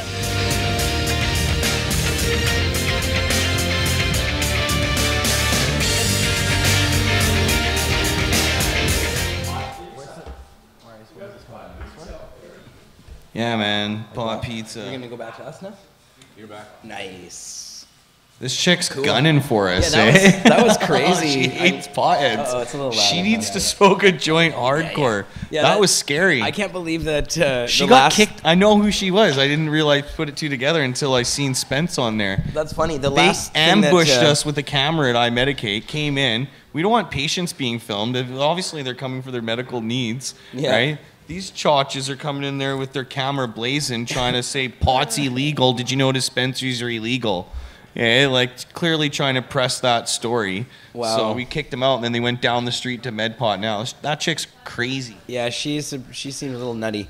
But also the guy at the end, where in that area can you not buy drugs? It almost seemed like a hoax, kind of, and even like very Americanish feel. If you ever watch like Tacoma News or whatever. No, that's how they do it. No, it's even worse. It's more like Fox News. If people in Canada don't really realize, because we haven't really had Fox News on the cable channels for very long, but it is fucked.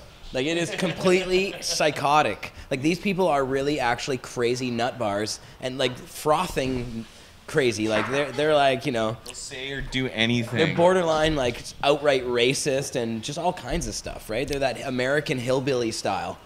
So the whole thing is prescription to get high. Yeah, No, it's prescription to relieve their pain. Yeah. Symptom relief. Yeah. Retarded.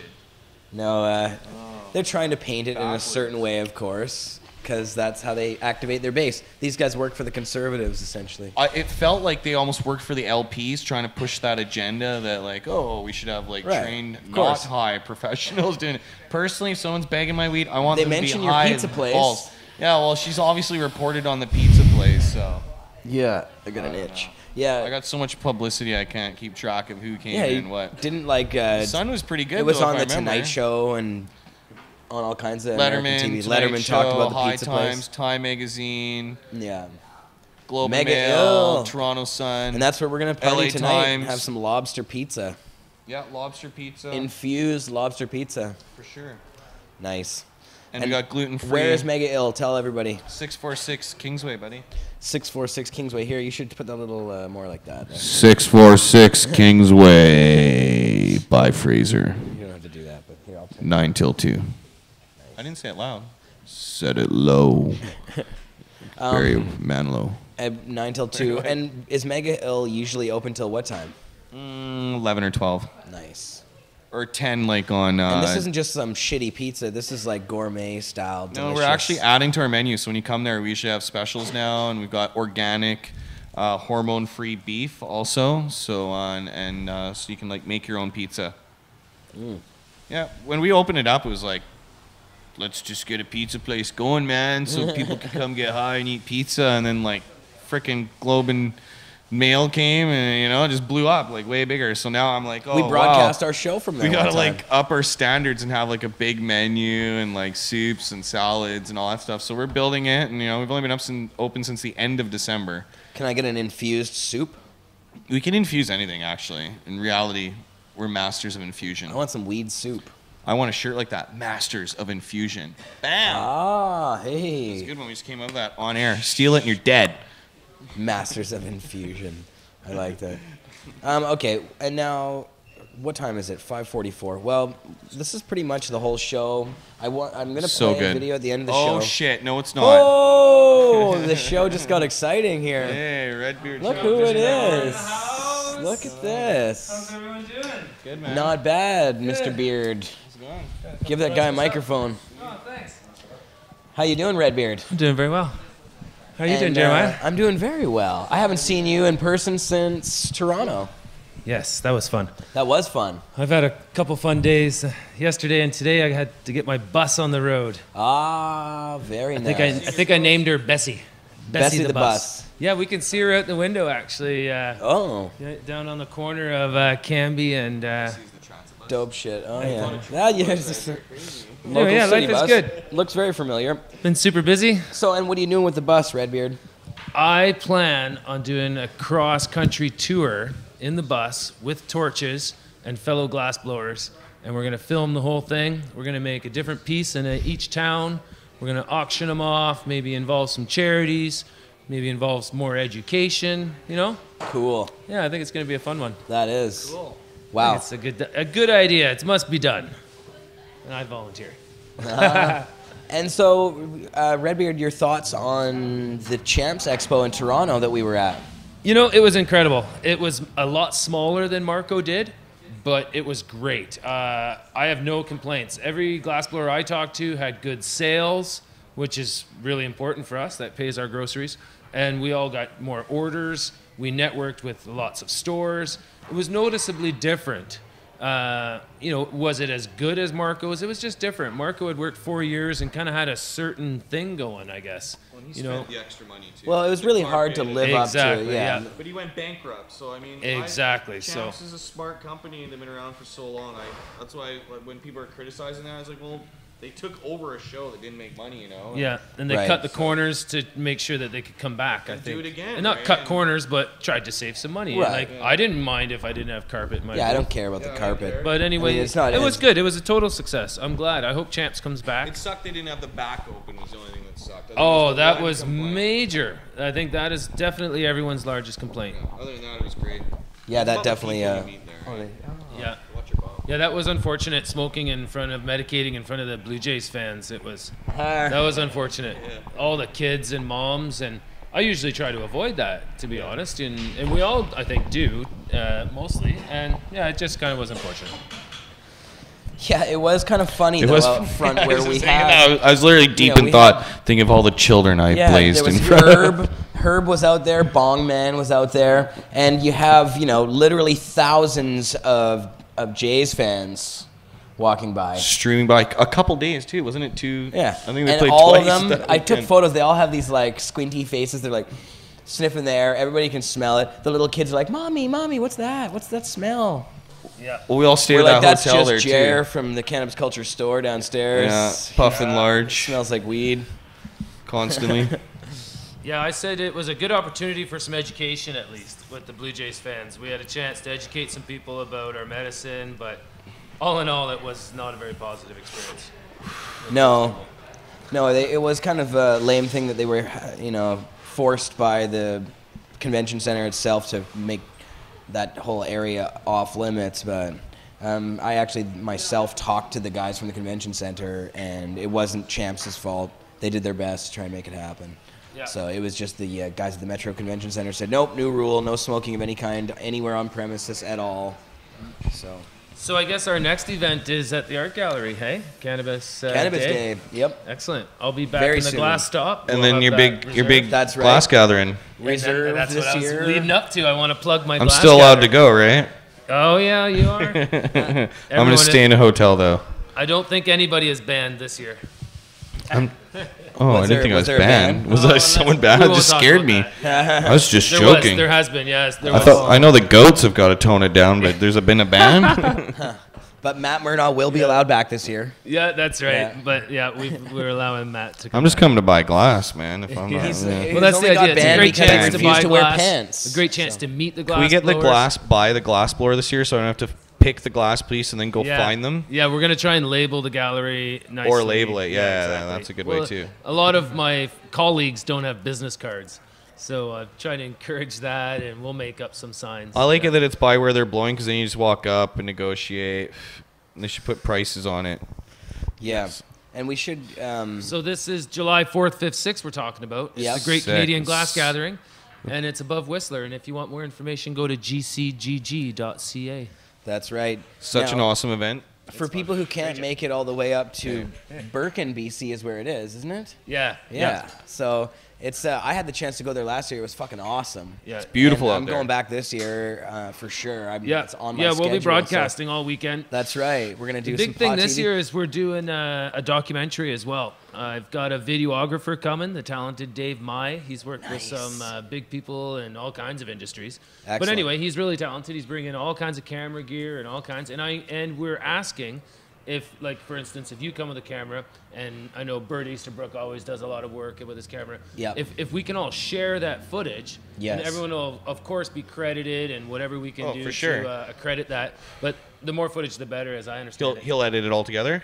Yeah. That's half the work. Yeah, That's I'm the fucking work. on board. I So think maybe basically, more I get to than bring half the camera in, we work, get to yeah. shoot the shit of it, and Buddy's going to edit it all up and make it look pretty, and we got credit. Exactly. Holy shit, I'm in.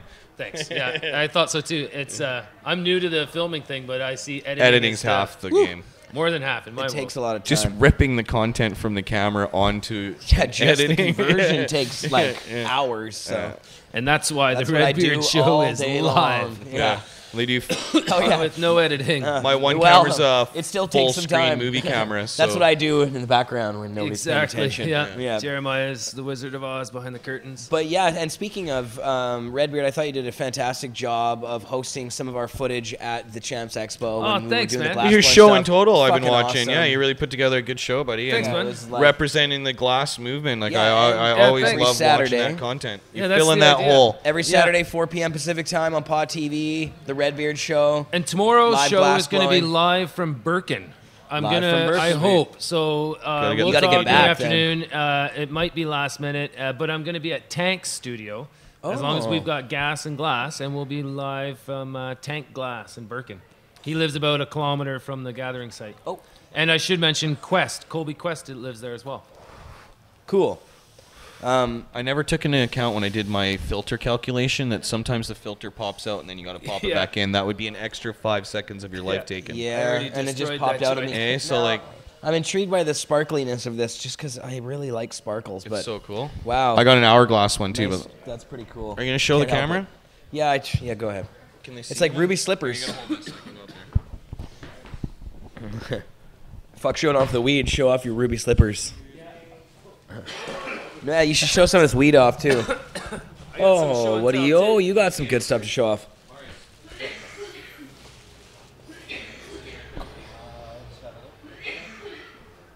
I got dual mics going on. Now you can see it. It's quite sparkly. Good trip for everybody. Oh, what do you got there? This was. Whoa. This is from an episode of the Redbeard show.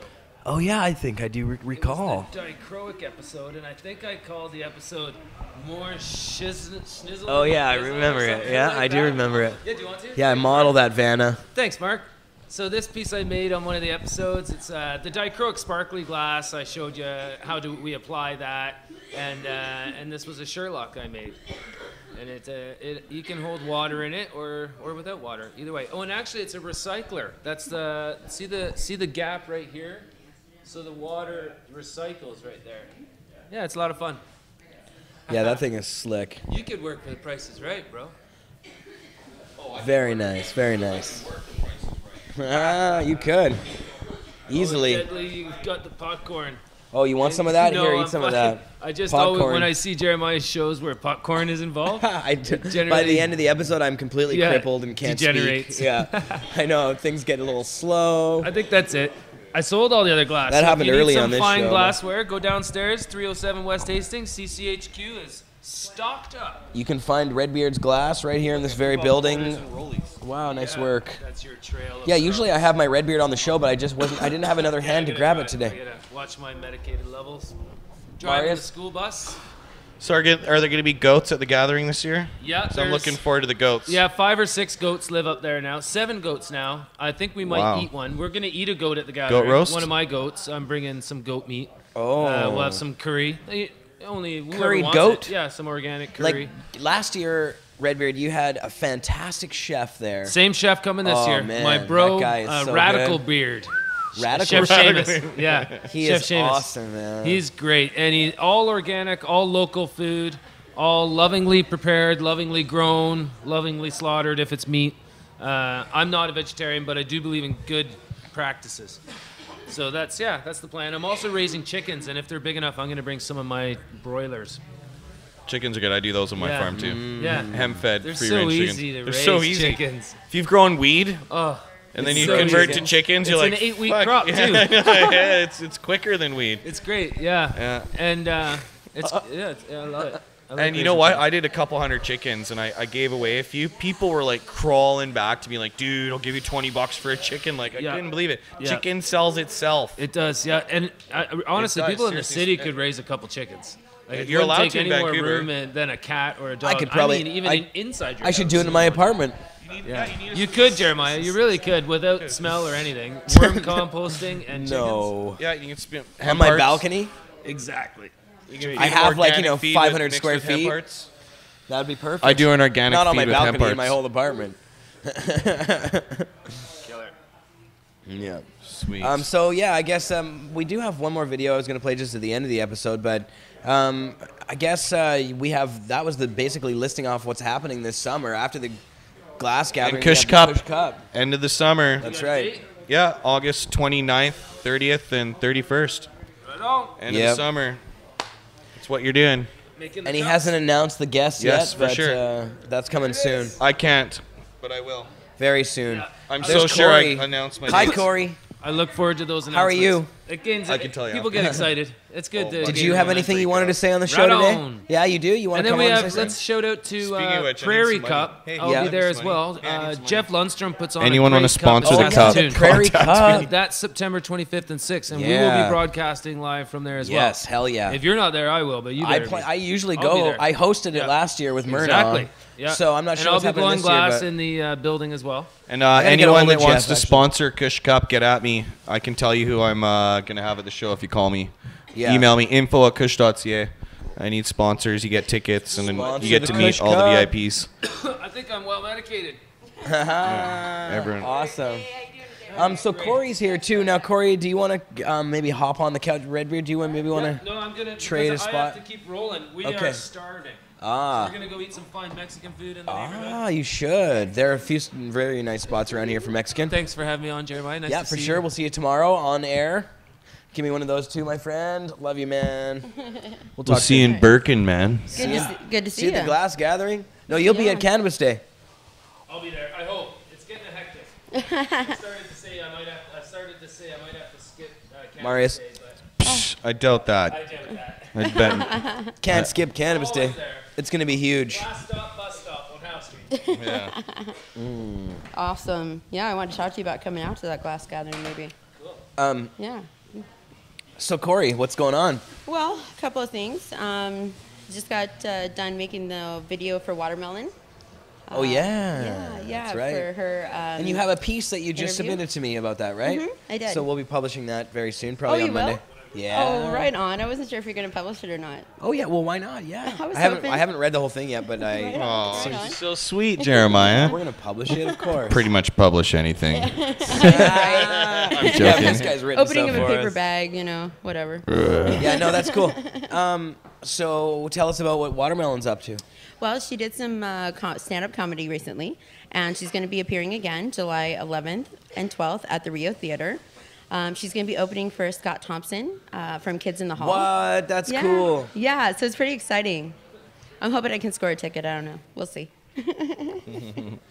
Cool. That's awesome. That's a big gig. So she's stepping up. She's really. Yeah. Well, she's done a going lot for of this. stand-up comedy, and they just invited her, the burlesque troupe invited her to do this one gig, and then she got invited to do another one. So she said she wants to stick to her entrepreneurialism right now, as opposed to stand-up comedy, but, you know, a gig's a gig, and she's enjoying the heck out of it. Yeah, so, it's fun. yeah. Yeah, Watermelon's great. Of course, for those who don't know, Watermelon has some fame for being the cook who makes Making a stuff fool out of of yourself. marijuana. Yeah. On Pot TV, and she also has fame for her court case involving her selling pot on Wreck Beach. Yeah, on Wreck Mm-hmm. Beach, which has been in the news quite a bit the last week or two.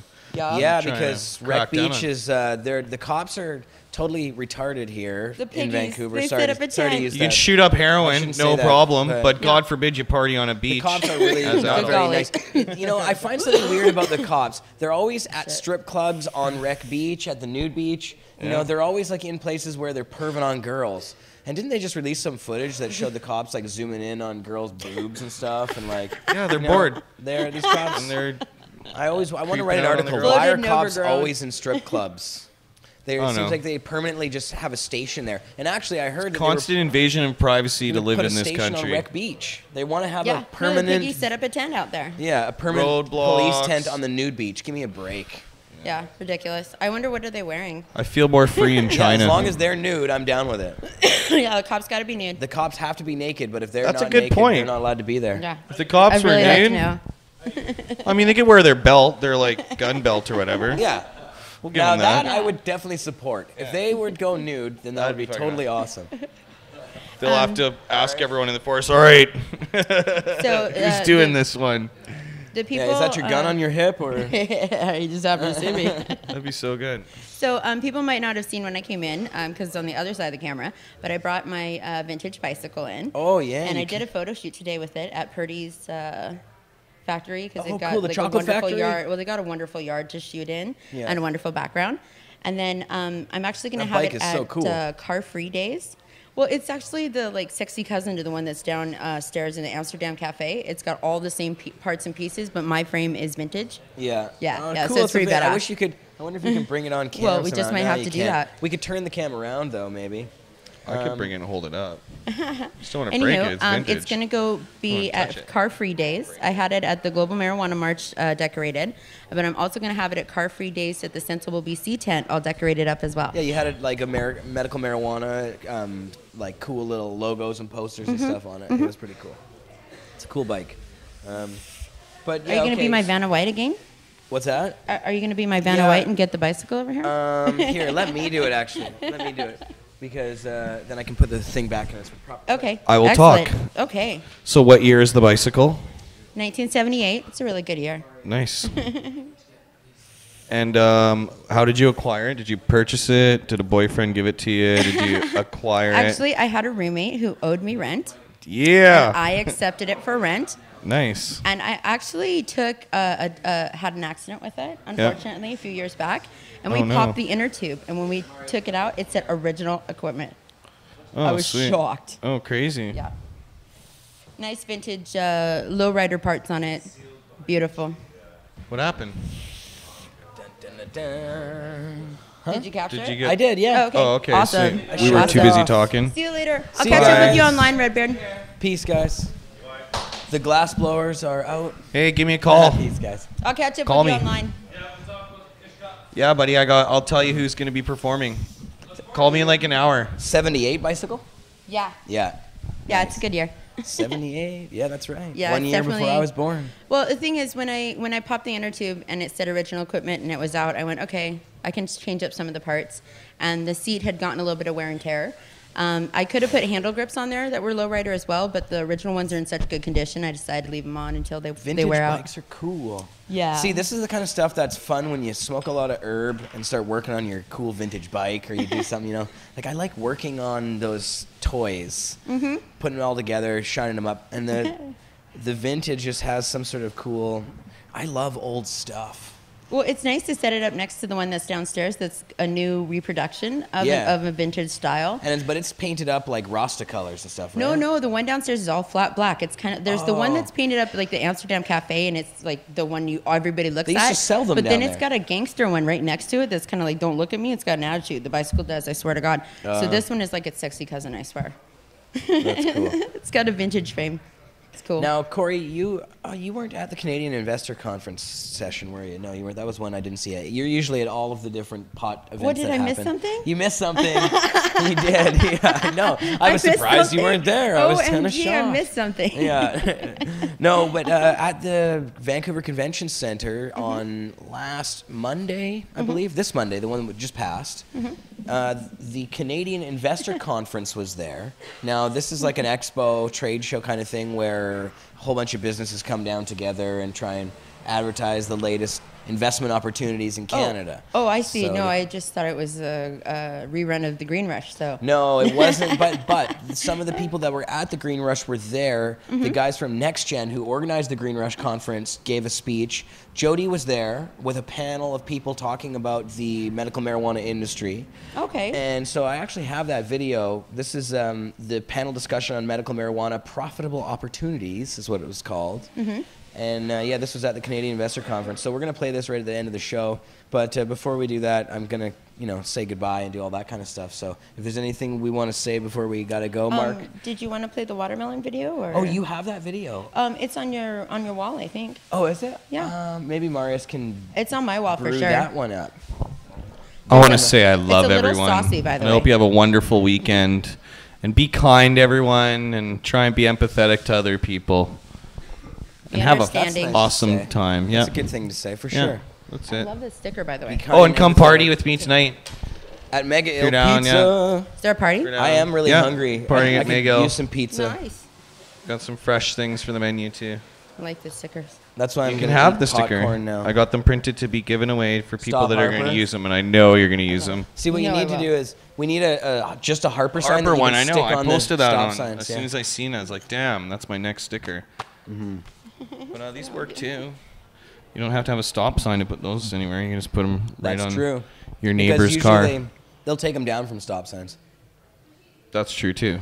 There's a team of people that get paid to take down stickers and posters. Harper has the And blue pick up shirts. needles, too. The blue shirts are out there. I had to explain to my friend from Red Deer that the people in the vest were picking up needles. He's like, "You guys got people that pick up needles?" I'm like, "Yeah, they're like a crew of people that pick up like needles and pipes and whatever else on the alleys and ways and all that." And they're like, "Damn." And the youth, I can't believe the people Crack that they're patrol. getting to do it too. Yeah. Yep. Well, They're somebody's got to do something. disadvantaged. Well, yeah, but it's pretty underhanded to take these kids who are trying to stay away from that crap to have to pick it up. It's kind of It's disgusting. a in way. shame that. Yeah, well, it's a choice. Yeah. It is kind of a way It's to... a shame that more people aren't in touch with the reality. A safe space to go and use those drugs, though. I agree. Oh, true. Yeah. Absolutely. That's really what, you know. Oh, yeah, the prohibition makes it this ridiculous. They should have all the drugs they need. Yeah, we should just give it to them I and agree. monitor it and then subsidize that way it so they're not breaking into our houses anyway. Yeah. Well, I've said it many drugs times. aren't expensive. Canada imports cocaine and exports it. Oh yeah. For pharmaceutical use, actual cocaine. Straight from Afghanistan through the military. Yeah, it's a real industry. Mm-hmm. And that So- came from a border official, told me. Okay, let's play this video. This is All your right, watermelon play it. video. Woohoo! Video by Corey. Oh, you got it. Sweet. Yeah, it's here. Throw it down, Marius. This video brought to you by Trip C Productions.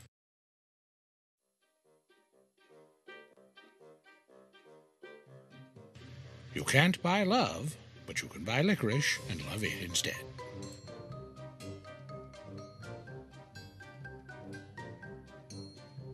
If you have a sweet tooth in Vancouver, you can always visit the Licorice Parlor at 1002 Commercial Drive. Brings back memories of large jars, darkened spaces, and a bit of this and a little of that, and ooh, what's that one? The Commercial Drive Licorice Parlor, for a sweet tooth to remember.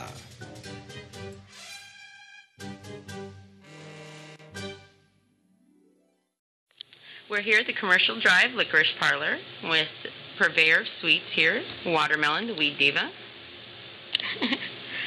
All right, Watermelon. So what got you interested in licorice? I love to tell people it's going to be a front to my drug operation, but it was just kind of too obvious. So now it's just a real candy store, which is kind of great because licorice is a drug, a lot like weed, right down to the scale. We weigh it up. It's sold by the gram?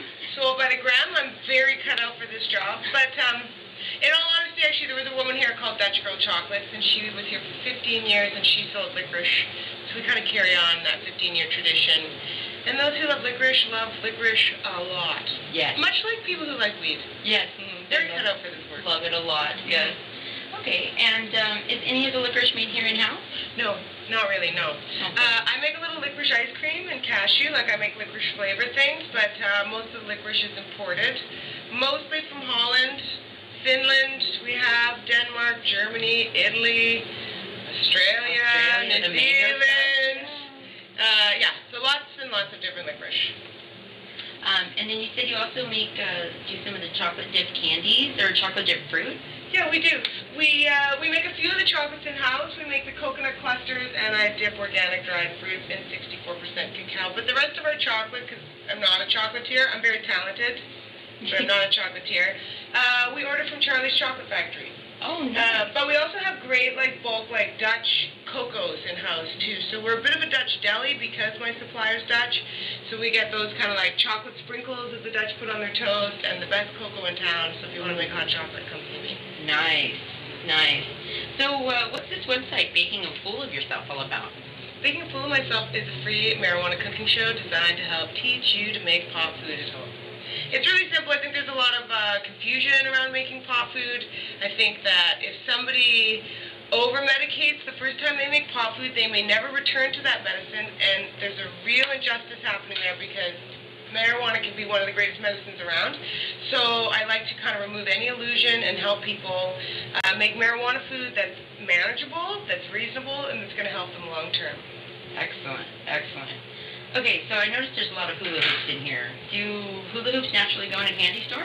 It's how we work off all the extra calories. There you go, there you go. But, you know what I thought originally? I've been on Wreck Beach for a lot of years, and in the last few summers, you never see less than about 4 hula hoops on the beach every day. And I thought, when I open my candy store, I'd like to sell hula hoops, because nobody really does. And they're on consignment, so we had no money when we opened the store, but the hoops they decorated the store. So all the hoops come in on consignment. They're all handmade locally. And I think they just made my store look like extra awesome candy tent. But there's nowhere in town to buy licorice, and there's nowhere else in town to buy real quality hula hoops, so we like to be unique. I love that. I really love that. Of course, when I wrote the question, my answer to it was, duh, of course they do. Yeah, yeah. People come and go like, licorice and hula hoops. I get it. Yeah. And we do one other unique thing here that you should know about that's really cool is we make quinoa waffles. They're gluten-free, they're dairy-free waffles. We're like Crazy Health Nuts in a candy store, so we mill our own organic quinoa, And we sprout and make our own almond milk, to which we add no sugars, emulsifiers, guar gums, or anything. It's just organic almonds and water. So we make some of the healthiest, cleanest, high-protein, quality waffles in town. Nobody else makes quinoa waffles either, so we are unique on that front as well. Nice, nice. I also noticed you have some dresses and skirts. What sizes do those come in? We can get them almost in any size you like, because the designer is a friend of mine. One sister makes hula hoops, and the other sister makes outfits to hula hoop in. It's the White sisters. Honey makes the dress, and Celeste makes the hoops. They're just beautiful. I can imagine what they look like when you're moving in them. They're pretty foxy. Definitely. Pretty foxy. So I also caught some of your stand-up recently, and I was wondering, do you do stand-up with any other organizations other than burlesque troops? You know, I did stand-up for years. I probably used to do it like 4 or 5 nights a week. I chase comedy. I don't do that much anymore. I'm really into my entrepreneurialism, but I do love to do it at the burlesque shows when they invite me. And sometimes when I go to do stand-up, like a regular stand-up comedy club, they don't really like shit comics. You know, if a guy gets on stage, they're like, yeah! And if a girl gets on stage, they're like, she's probably not gonna be funny. So I just like, I get too old to care, really, and I don't really care. So, but if I do it for burlesque shows, they want a female comic. They love that. They're interested in that. So I don't know. I work that angle. Well, that's awesome. It was a lot of to see you there. Thanks. It definitely was. So on that matter, when can we see you next?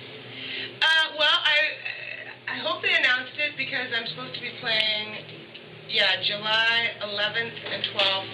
I'm opening up for Scott Thompson at the Rio Theater. There's a big comedy burlesque thing there. You'll see it coming out from the same people who put on Kitty Night. So. Nice. Yeah, I saw that it's announced on their website. It hasn't quite come on the Rio website, but it's definitely going to be one of the things they offer soon, I think. I didn't spoil it for everybody. No. Like, I don't know if we can announce it yet. So you see me there, and you'll probably just, come to my candy store, and you'll get some one-on-one comedy all day long. That's what Kayla was saying, that you do stand up for all day long here. All day long. I actually like to hear my girls mimic me. Like, I have jokes that I tell about the licorice, and then I'll leave, and the girls will come to work, and I'll hear them repeat the jokes about that. I was like, nice. So, but you don't mind. You're welcome to repeat my licorice jokes. Good. Thank you for giving us the material. We need it sometimes. Yeah, no worries. I'm here to help. Well, I think that'll do it. Thanks. Thank you so much. Thanks, Pot TV. If you're looking for something spicy in your entertainment, don't miss Watermelon the Weed Diva this July 11th and 12th, opening for Scott Thompson of Kids in the Hall fame at the Rio Theater in Vancouver. This production is brought to you by the same people that bring you the Kitty Nights every Sunday at the Biltmore. But don't bring the kids.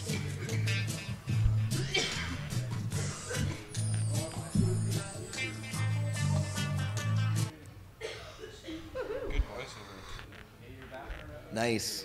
Thanks. That was awesome. Nice work. Great production. Thank you. I had a wonderful time putting it together. Watermelon was awesome. Grab the mic. Microphone. I guess the microphone would help. Yeah, Watermelon's great. Yeah, I had a wonderful time putting She really together. knows her shit, too. Yes. Yeah, it's great. I know. She's getting to be a pro over there, Corey. Well, I do have a little bit of experience from before, but I'm progressing and having a lot of fun doing it. Yeah, I really want some of that licorice. Those big, huge jars of licorice. Yeah. Man. Oh, and some of them are just have to go amazing. there. Imagine caramel-covered licorice. It's really good. Oh, man. Yeah. Caramel-covered licorice. We got to go there. Like Yeah. after. I want to go there. Dude, We- it's time to we go. should go there. 1002 Commercial Drive. 1002 Commercial Drive. Just down from Puff. What's the name of it? Licorice? Commercial Drive Licorice Parlor. Commercial Drive Licorice Parlor. Nice. I hear Right on the things- corner of There's a Clark cat. and It Commercial. must be the cat. Jumping around, knocking things over back there. And closing doors, evidently. Redecorating. It's a cat that looks like a man.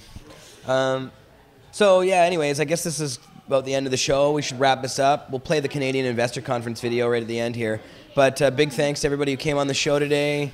Mr. Mark Klokeid, Corey, Neil Magnuson. We had William Vandergraaf from Vapes on Main on the show. He was so cool. He is a good guy. Yeah, I he's spoke awesome. to the police officer Yeah, on Pod TV. Yeah, that was very cool. It's cool that. Thanks for having me on, I buddy. really like these guys from Me Leap. too.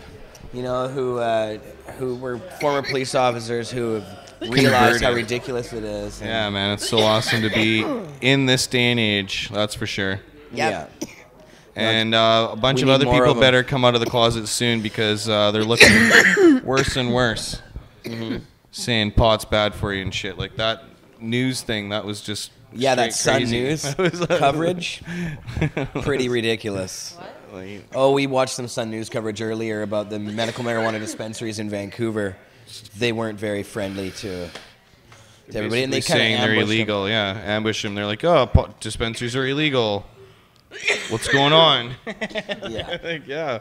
Well, people need their medicine, so sorry. That's Fox News North for you. All right, now you can watch all kinds of interesting marijuana-related content on pot.tv all week long, including a whole bunch of live shows And big announcements for Kush us. Cup next big week. announcement from Kush Cup coming next week. Yeah, I guess stay on tuned. next Friday. Cannabis Culture and Pot TV. We'll be back. And look for a written article to go with that watermelon video That's as well. right. Little watermelon article piece coming up too. So thanks for watching, guys, out there in Pod TV land, and thanks everybody in the lounge for watching as well. We'll be Yeah, back we're next paying Friday. attention. The stoners are not paying Cannabis attention. Culture News Live. Thanks, Marius, for throwing us on. Thank you. Thanks, Pod TV. And thanks for all the weed, bro. Anytime. I'm here for it. The weed guy. So we're here to talk weed, which is a fun topic in Vancouver. So specifically here, what we're talking about is medical marijuana profitable opportunities. And I think for many of us, that's problematic because we see a lot of marijuana companies that are in the space that may not be very profitable at all.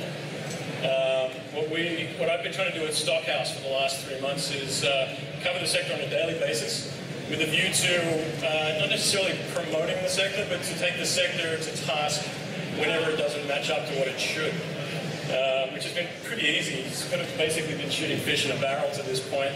There's been various companies that I've written about that CEOs have threatened lawsuits and investors have found my Twitter feed and tried to figure out where I live. But basically what we find with the space is a lot of companies who believe that they can be the corporate version of the Hells Angels and haven't necessarily put a lot of thought into what the profitable opportunity is in that space. So what we wanted to do here is to not say, yeah, everyone, let's get green, but basically go into the nitty-gritty of the industry, what people should be looking at when they decide to invest in medical marijuana. Is there a good profitable opportunity there, and is it the things that we see shooting up 600% on a daily basis? So on the panel today, we have Jody Emery in the middle from Cannabis Culture. The Emery surname may be one that is familiar with a few people who have an interest in medical marijuana. We'll let her talk a little bit about that as we go. We also have Daniel Kieselbach from Deloitte Tax Law. We also have James West from Midas Letter. And at the very end, Paul Pelosi. Paul's associated with a company in the US, and you may also recognize that surname. We'll let that slide through. So what I wanted to do is to just open up with each of these esteemed individuals and get their take on how they see the marijuana space, be it in Canada, the US, or otherwise. And let's start off with James from the Midas Letter. Okay, well, I guess in a nutshell, my impression of the medical marijuana space in Canada is from the standpoint of an investor, is that one should be extremely skeptical and cautious going forward. I mean, the Canadian medical marijuana trade is predicated on the basis that we have 38,000 registered users with Health Canada who are, the federal government is trying to force to buy their medical marijuana from a current roster of 13 licensed commercial growers, arguably with a total of 22 licensed growers coming this year, who each in their business plans predict that they will realize a price of $8 per gram. And of the 38,000 currently registered users, probably 25,000 of them have been on disability and paying less than $1 a gram from compassionate growers and suppliers. And so there's a huge disconnect between the reality and what is being projected. And I think that for traders, there are great opportunities for the mining companies that are raising money at sub 5 cents. And if you can get out in the enthusiasm that's taking it over 10 cents briefly before what is surely going to happen, a crash back down to a half cent, then as a trader, you can make some money, and that is a profitable opportunity. However, as an investor, I don't believe that that opportunity is going to exist, and that we're going to see a very slow and consistent degradation of the sector as a whole, and companies will start to disappear just like mining companies are disappearing now. So one of my discussion points when I'm talking to people who are in management with medical marijuana companies is if they start to refer to themselves as the medical marijuana sector, I generally pull them up and say, look, if you're growing, you're agricultural. If you're about distribution, you're retail. If you're looking at tech, you're tech. Like, there's no institution I know who's going to dump $100 million into the medical marijuana sector, but they'll go into the tech sector, they'll go into health, they'll go into all these other sorts of things. How do you see that playing out? Do you think that this is actually going to be a sector in a year's time? Well, I think that the medical marijuana, sort of the advent of medical marijuana is the precursor to the legalization of marijuana and for what it actually has been for many decades, if not hundreds of years in the human race, which is a cultural accessory. And so, you know, there has been a sector for many years. It's been illegal, it's been criminal, and now, you know, finally we're coming to our senses. Is it a sector? It has been a sector, but it is a commodity crop, and ultimately the same rules of marketing and selling commodities applies to the marijuana sector. So absolutely, it is a sector. Let's move to Jody, who I guess is counting down the days right now. You've got a fairly significant milestone coming forward. Why don't you tell us about that? Well, I should let you know my husband is Mark Emery, known as the Prince of Pot, the Canadian who sold millions and millions of dollars of marijuana seeds through the mail to Americans and people around the world to finance political reform through ballot initiatives through numerous U.S. states, lobbyist groups, court challenges, political campaigns, all sorts of different activism, and known for giving away every dollar. The Drug Enforcement Administration admitted that they tracked all of his money. It was all used for political purposes, but that's why he was targeted and charged with conspiracy charges for having never left Canada, never went to the U.S., faced life in prison for financing the marijuana legalization movement, as stated explicitly by the DEA on the day of his arrest in a press release. That's widely known. So Mark is a capitalist. He's always enjoyed making money, but it's always been for financing different activist groups at different campaigns. Yeah, Sunday shopping, for example. In Ontario, you can shop on a Sunday because Mark did that, and you can buy rap records in Canada because Mark financed that. So when I think of the marijuana industry, Mark and I are all for it. We're all for growing pot, selling it. I've never done that myself. He didn't do that either. He was about seeds. But when you're talking about money and marijuana, there's more than just the billions of dollars we can make. There's the billions of dollars being spent, tax dollars, destroying lives. There's the human cost. And the human cost is unaffordable. You cannot put a number on it. You can't put a number on the lives that are ruined, on the lost potential of people who could have gone on to do great things, but a criminal record prevented them from doing so. So marijuana is worth a lot of money because it's illegal, because of the risk involved, but right now we're still seeing an approximate price of $10 a gram, which is a prohibition price that should be much lower. However, we're not going to see that as long as it's still illegal. Medical marijuana is not full legalization, therefore the prohibition prices remain in place because supply and demand say that there's not enough supply to meet the demand. When you go to places like California or others, of course, there's huge supply. The price should be lower, but because it is still illegal and there's still risk involved, the price remains high. So for me, when I look at this industry ahead, I'm all for decrim, I'm all for medical marijuana. I support Health Canada's new program in that it allows businesses to produce and sell marijuana to a wide range of people, but until it's legal for all adults, until no one gets arrested for any pot possession, it's not going to be the fair or just marketplace that we need. It's not going to be a free marketplace.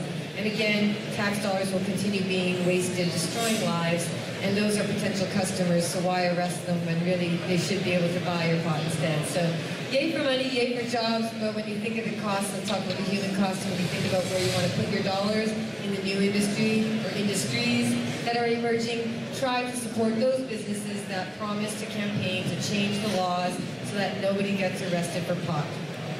I would imagine that when Mark gets out in a month's time, that he's going to be the prettiest girl at the party all of a sudden, that all these companies are going to be looking for a consultant that can move some share price.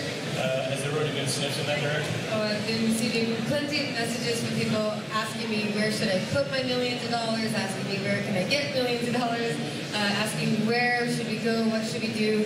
I should state that I am a business owner, I have 28 people on payroll, but we don't deal with marijuana and we don't deal with seeds. That ended in 2005 with the DEA coming into Canada and arresting Mark and shutting down the business. But I run a head shop, so you can buy vaporizers, shirts, anything with a pot leaf on it. And I run a vapor lounge where for $5 you get access to use marijuana in a nice space, 2 floors. We've got great windows. It's a lovely spot down on Hastings County. Great historical building too for those visiting Vancouver. But my point is that I'm able to employ a lot of people in the marijuana industry without actually dealing with marijuana itself.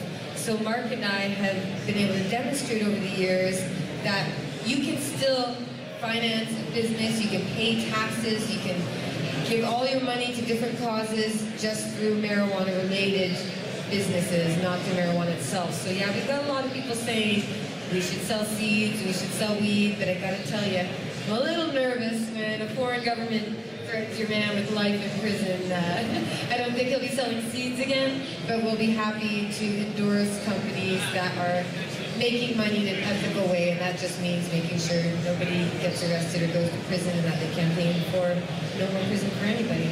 I feel like I've been threatened with life in prison every time I've gone down to Trading Dough, so I understand exactly what you're doing. Let's move on to Daniel. In terms of making money in this space, it's interesting to hear that the Prince of Pot and Associates is looking to make money around marijuana instead of setting up massive growers and trying to be farmers. What are you seeing in the more general financing space in terms of where this thing's going? Well, I'm a lawyer with Deloitte Tax Law, and I have contacts within the Deloitte environment.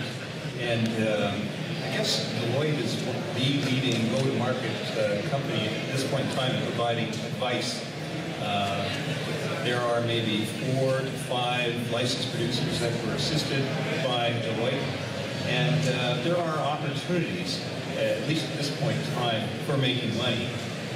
Tweed is one example of a company that Deloitte assisted, and it went on the TSX. I think it was 113 million cap, and its price went up. I think it was 183% in the first day. So I would echo the comments that were made earlier that there's reason for caution. You have to do the rigorous analysis. What is your break-even point? What is your profit going to be? Who is your market? Figure out the transportation costs and all that wonderful stuff. But there are people that are looking at this very aggressively, and they're not unsophisticated people. They're Bay Street types, there's financiers, there's heads of military, former premiers. There are a lot of people that are getting into this space. So there is, I guess, quite a bit of optimism about how much money there can be made. Right now, the optimism is reflected in the amount of applications that have been received. There's, as I understand it, 850 applications that were filed. 149 were refused because they just didn't meet the test of completeness. 30 were withdrawn, so that means that there's about 289 in the hopper waiting for approval. Not everybody's going to get approved, of course, but there's going to be a whole lot of companies that will be approved, and there will be a natural shakeout over a certain period of time. We're not too sure how long, but the reckoning right now is maybe 10 will be will be profitable companies and so forth. There are a number of obstacles that have to be addressed. Growing marijuana in a sterile environment is not the easiest thing in the world. It's costly, and there are regulatory compliance issues. You have to keep quality control of your records and a whole raft of different requirements that have to be met. So it needs careful planning in order to be profitable. Do you think that the majority of companies are engaging in any planning? You know, I think there's a lot that aren't, and they would do well to seek some advice in terms of strategies. You know, everybody that Deloitte has seen has got their own secret sauce. What is going to make them profitable? Some are well thought out, some are less well thought out. Some are targeting doctors and pharmacies and patients and so forth as their market. But as was pointed out, the market right now is pretty finite. You've got, 45,000? Yeah, we were talking about that earlier. A lot of the companies that are in this space are saying, well, there are 40,000 people out there that have licenses, and that's going to go through the roof. But 40,000 people have existing agreements with the government to grow their own stuff. Right. And they're all on disability. Right. So I don't know how easy it's going to be to get 40,000 people on disability to sign up on a website, to go to a doctor and pay $500 to get their forms, upload them to the website, and then start doing business at a premium price. Yeah. It seems to me to be an industry with a very, very limited, at this point, a bottleneck to actually making money. Whereas we've been talking, Paul and I were talking earlier on about the potential for companies to basically say, you know, we don't need to grow it, and we don't need to be the dispensary, but in the middle there has to be someone who fixes the issues of both sides. Who gets the dispensary organized so it's not a guy in a tie-dye t-shirt with a nice long beard who's serving you purple head explosion Kush, but is instead serving you something that has a brand, that has consistency, that has quality to it. So Paul, when we come to you and talk about the company that you're associated with and how you're trying to move to a space that has a real business to it. Well, thank you. I appreciate the time. I hail from California, so I thank you. Feel very welcome here in Canada. And I want to, we've heard some interesting comments from the panel members. To start with, I think that what has been highlighted is some points that have been highlighted are things that we've thought a great deal about and are worth repeating. I'm here representing Verde Sciences. Verde Sciences has operations in Canada and in California. Echoing some of the earlier comments, we believe that selling to the marijuana and cannabis industry at this point can be more profitable than the product or than being the grower or the end seller. So I want to echo those comments earlier that there's a lot of ways for this business in operating to make, if you have a good business plan, you set your milestones and you move forward, there's a lot of money being made for people supplying. Much like in California with the gold rush, where you had shovels, and people selling the shovels made a lot more money than the people making the gold. They tried to find the gold. Of course, some people were fabulously successful, and that I think has been echoed here. There will be a couple people that are fabulously successful, so how, as shareholders, do you pick it out? Well, at Verde Sciences, we took a look at it and we thought about it carefully, and we thought, you know, at this stage, the first thing important is management. And you have to look at the team that you're assembling. And at Verde, we wanted to collect, and we're trying to recruit people out of Canada, California, and around the world that focuses on the science. We believe that the cannabis industry will grow when it becomes more mainstream and less of a dark secret. And instead of the weed industry, it's something that's organized, safe, and is a branded product. And so that starts with people. You need people with a background who can say, you know what, like I'm a runner, right? I'm a trained lawyer, banker, I run. I'm not going to start smoking just because I don't smoke. So you want a medical team and you want people together that can take a cannabis and they can make it more agreeable to the masses. If it's not smoking, but it's in pill form. So you look at the product, the delivery systems, and you look at your business plan to getting there. So for the first step, when you're looking at opportunities, like if you look at a Verde Science, you look at the management. That's your first step. The second thing you have to look at when you're making investments is what is the business plan, and that was alluded to earlier. And the business plan says what are our goals? For a pharmaceutical company in this medicinal area, or in the cannabis industry generally, that means milestones will be based on we'll call it trials for the FDA or Canada Health, and that will be different opportunities in that regard. So you look at the products that companies looking at, and you look at the milestones that they're establishing, which are more important than revenue and earnings. And then the third step is revenue and earnings. So you start by looking at Verde Science, the people, then you look at the business plan and the products and the milestones, and then third you end with revenue and earnings. I think that there's mention here of a bubble and some other stocks which may be overvalued at this time. And that's because people look at revenue. Revenue and earnings in this situation can be a very deceptive metrics. Revenue and earnings are the first thing that can disappear because of a bad crop, because of a government regulation, because of a mistake, because of insiders selling when they shouldn't. So to avoid these pitfalls, you have to look carefully and not rely in an early growth sector on revenue and earnings. You have to look at the people, you have to look at the management, you have to look at the business plan, and you have to look at how that's going to play out. So at Verde Sciences, we've thought that creating indoor growing, for example, is much more predictable. It doesn't rely on pesticides and creates a safer product. So people who want to build these facilities are people we consult with, and we will assist in their effort to do indoor opportunities. So the more people we affiliate with, the more facilities that open, we can grow our business. We can consult on that, but we're not interested in taking a revenue share of the product. That's a risk we're not willing to take. That's that part that creates an uncomfortableness with investors. But what we can predict is we have a certain number of customers we're doing business for. We're rolling out certain facilities. We're doing different trials for different delivery methods of the product. We're bringing on these scientists and these people with these backgrounds. And so we have predictable milestones which I think can be beneficial to investors. Much like the comments you've heard here today, the business plan can be very important. So I'm going to bring it back to James. I want to sort of go through a few companies that are in the sector, if you don't mind, and I'll get your sort of Rorschach test on how you feel those companies stand against mining and tech and biotech and whatnot. I'll try and keep it very simple and quick. Let's talk Creative Edge Nutrition.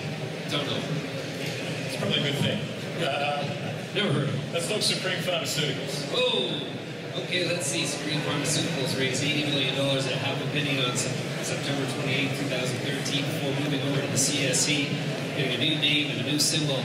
That's 80 million units at half a penny, which means out of 211 million issued shares, there are 160 million with an average cost basis of 2 cents per share. So, I mean, that's one of those examples where if you're a trader who is lucky enough to participate in early financing, a la the half penny round that came with a 5-cent warrant, then you are going to make some money. However, for long-term investors who are swept up in the hype engendered by a high-flying, lots of volume and a 1,000 to 2,000-fold increase in price, they're not going to understand what happened to them when those 160 million shares decide to leave the party at 7 cents, 6 cents, 5 cents, 4 cents, 3 cents, because they're still up 100, 200, 300, 2,000%. So I think it's interesting to note that Supreme Pharmaceuticals has, I think, was it 325,000 square feet of greenhouse space they've got an option to, or they've leased into, but they don't yet have licensing to actually grow medical marijuana or sell it, and there's no indication that they will get that. Every one of these companies claims it's just a matter of time, but imagine if 300 companies all get their MMPRs. What's going to happen in the marketplace then? We're going to have 300 different Starbucks going out there. It's going to be carnage. So I look at something like Supreme Pharmaceuticals, and I get nowhere to pay off for saying it, but I don't see the business proposition right here. If you grow 300,000 square feet of medical marijuana, who are you going to sell it to? Tweed is in a position where they've got only a little bit of marijuana coming out at the moment and having a real struggle getting it out the door. Daniel, maybe you can talk to Tweed a little bit in terms of where you see them at the moment. I guess we need to get you a microphone. I think the analysis that all the speakers have gone through is correct. You have to be careful if you're buying stock at this point in time. Some of the producers have not really grown a crop yet. So it's hard to see exactly what the value proposition is for some of those types of individuals. Tweed, I think, may be one of those companies where it hasn't grown a crop yet. There are others. It's tried a few times, I think. Yeah. So you have to take a look at what the revenue stream is. For many of these folks, the plan to make money is to grow the business to a sufficient level and then bring it to an IPO. It seems like that's the strategy at this point in time. So we have to see, it's very early days. There's a lot of different obstacles, and it's early days. We have to see how the obstacles can be overcome. There's talk about, for example, what are the costs for transportation? Some people say transportation is not that big of a deal. It can be transported in a bonded way for $10. Others find that to be, not viable. So all these issues have to be shaken out. And the comments earlier that were made that you have to surround yourself with good people and good advisors, I think applies doubly in this particular industry. Jody, I imagine that you had a look at the sector as a pretty general thing. You must see a lot of the mining executives who are suddenly pot princes and have a bit of a snicker in the corner. Have you seen any companies that you think, okay, I can see that working out?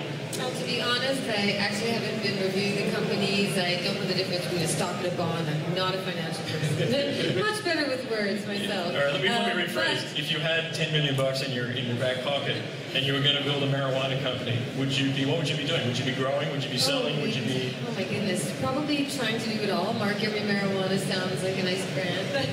But what I wanted to comment on about this whole industry, people are already getting marijuana. So that's one of the issues right now is you've got a lot of these companies being promised a marketplace that, yes, it does exist. There is a demand for marijuana, medical and recreational / preventative use, but they're already getting their marijuana. Getting it from their own gardens, or they're getting it from a dispensary, or they're getting it from their teenage son who sells it to his friends at high school. I mean, even where marijuana is punishable by death, people find ways to get it. It's inside prisons. I can tell you Mark's been offered pot a lot of times. He's always said no. But when it comes to pot and these new businesses, they're being promised a market that's already being served. So how do these companies make the money that they've been promised? Well, at this point, the Conservative government and Health Canada have created a system that's meant to eliminate all home gardens, which will technically eliminate patients' own grows, of course, but dispensaries. Dispensaries rely heavily on legal medical marijuana being grown, perhaps over a limit, but better than getting it from gangsters. So again, the market is already being served. The only way to make money as a new business in this marijuana field is to advocate for a bigger marketplace, which means legalization for all, but also to offer something that people can't get elsewhere. The only way to succeed as a business in any way is to offer your customers something they want, or to give them an experience that's enhanced, or give them incentive in some way. So I would have to say, lower the prices. We're looking at marijuana still being at $10 a gram here, or maybe 7 or 8. But Uruguay just legalized it with a federal program that's at less than $1 a gram. And when you consider cigarettes, tobacco is an enormous industry. If you take a pack of cigarettes, that's about $10 or so. That's about 20 smokes. Let's say it's about an ounce of tobacco in a pack of cigarettes. Well, again, that's a lot of tax. So really that plant matter is just a couple pennies worth when you add on the price, when you sell it in retail. So tobacco makes people filthy rich. There's huge companies, there's small companies, there's little organic, there's gigantic mass-produced, and there's billions of dollars, trillions maybe even to be made in packaging, advertising, selling it, transport, everything to do with it. So when you consider marijuana, it should not be a $200 pack of smokes, which is the current prohibition price. It should be $10, which means a gram should be a couple pennies, which means companies who want to make all this money with first the medical market, and then eventually, probably with Trudeau and the Liberal Party, a legal adult market. And the way to do that is to offer lower prices, better quality, find out who the good growers and activists are and who've been doing it all these years, because they'll tell you how to do it right. And don't just jump into it and think it's easy to grow weed, because trust me, marijuana smokers in this country have very, very high standards, and the only way to meet that is to reach out to them and find out what they're doing right. I've actually been waiting for one company to jump up and say, you know what, actually we are going to use Hells Angels for our grow up, because first of all, we're taking them off the street, second of all, who else knows how to do this? Well, prohibition of alcohol demonstrates that those who cash in on the booze while it's illegal are well situated to do properly the real market. So we've got a couple of minutes left. What I want to do is to just go down the line and give each of you 30 seconds. And if you know of a company that you think is doing it right, or several companies, feel free to give them a pitch in. We've actually got, I think, 4 companies pitching after this. And I actually like the fact that they're all not focused on growing. They're not trying to be bicycle club members. They're working in hemp, they're working in vending machines, which I'm not such a big fan of as a play, but they'll get into why it's good. There's events based around medical marijuana.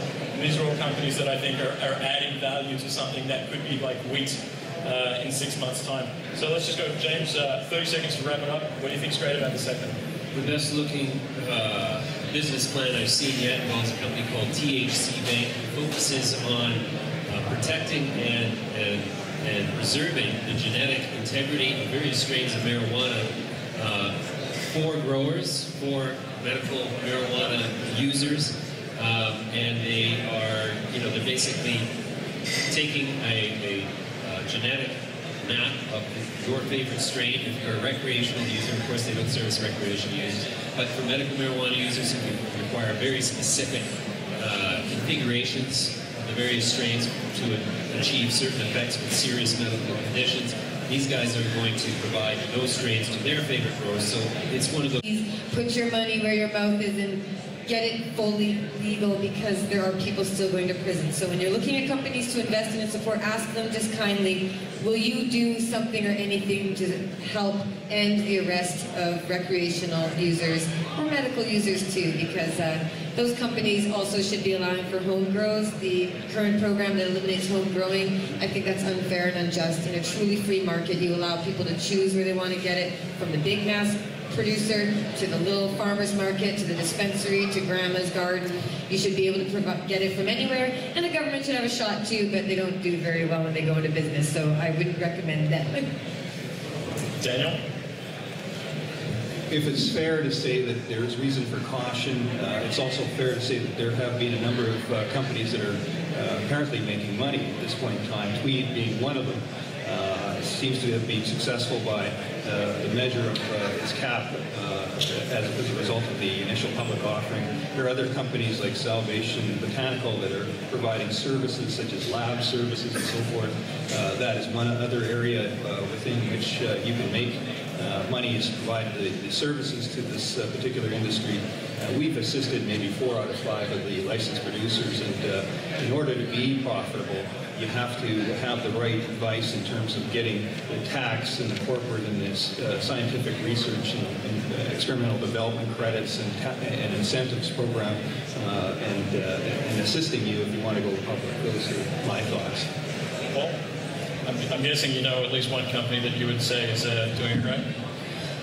I think that because this is an investor conference, I want to echo the comments that in this day and age, investors do flock to corporations which have strong corporate governance and corporations do serve a role in the public.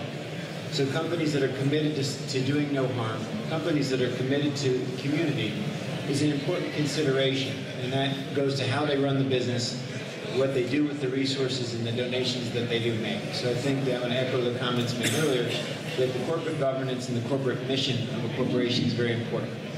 The second thing I'd like to point out is there's a lot of people who are in the business, but if you buy the stock, yes, they could be a lab company, and they could be a grower, but these things are very predictable growers, and these are very predictable revenue streams, and the stock, it's not exciting.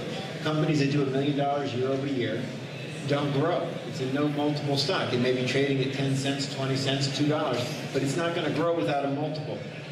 So when you look at a stock investment, you look at the corporate governance, you look at the mission of the company, and then if you want the stock to go up, you have to look to see if there's a growth potential to the revenue. And the reason Verde Science fits within that is, if you think about it, you've heard reference to the tobacco companies. The tobacco companies and the pharmaceutical companies are going to stay out of this one for a while. They're going to let a year or two, they're going to let 100 pharmaceutical companies and all these companies run their course. And the minute a company then has a product or a brand that's appealing to the public, the tobacco and the pharmaceutical companies will pay a huge number for it. You read about mergers and acquisitions every day in the newspaper, but those acquisitions aren't for $10 million, $20 million acquisitions. It's like it's $19 billion acquisitions, $5 billion acquisitions, 200 million acquisitions. So right now we're in the early stages. There's 100 or 200 runners in the race. We don't know who's going to win, but I will tell you this. a year or 2 years from now, the ones that have a pharmaceutical grade product, the ones that are market leaders with a brand, those two criteria will be bought by large pharmaceutical companies, will be bought by tobacco companies for big numbers. So if you're looking at your investment, consider your exit strategy, look at your growth rate, look at your corporate governance, and it will dictate where you go. And I think that Verde Science fits within that parameter. Thank you everyone for coming. I'm going to just say that one of the presenters coming after us is Naturally Splendid, which is a company that's in my top 5 of medical marijuana companies that actually have a business plan. It hasn't been very exciting for investors to this point because largely the medical marijuana investor space has been dominated by day traders and people who really want to run a weed company. But it is one company out of at least 5 that I know of that I think is a good long-term investment, has a real strategy behind it, and is delivering on a strategy. And there's probably someone in the crowd who has at least a handful of the products that they've been handing out. So stick around for them. Thank you to James, Jody, Daniel, Paul for coming out. Thank you guys for listening. And if you want more information, look out for my daily medical marijuana mood kickings, updates on stockhouse.com and my newsletter and everywhere else here. Thank you very much.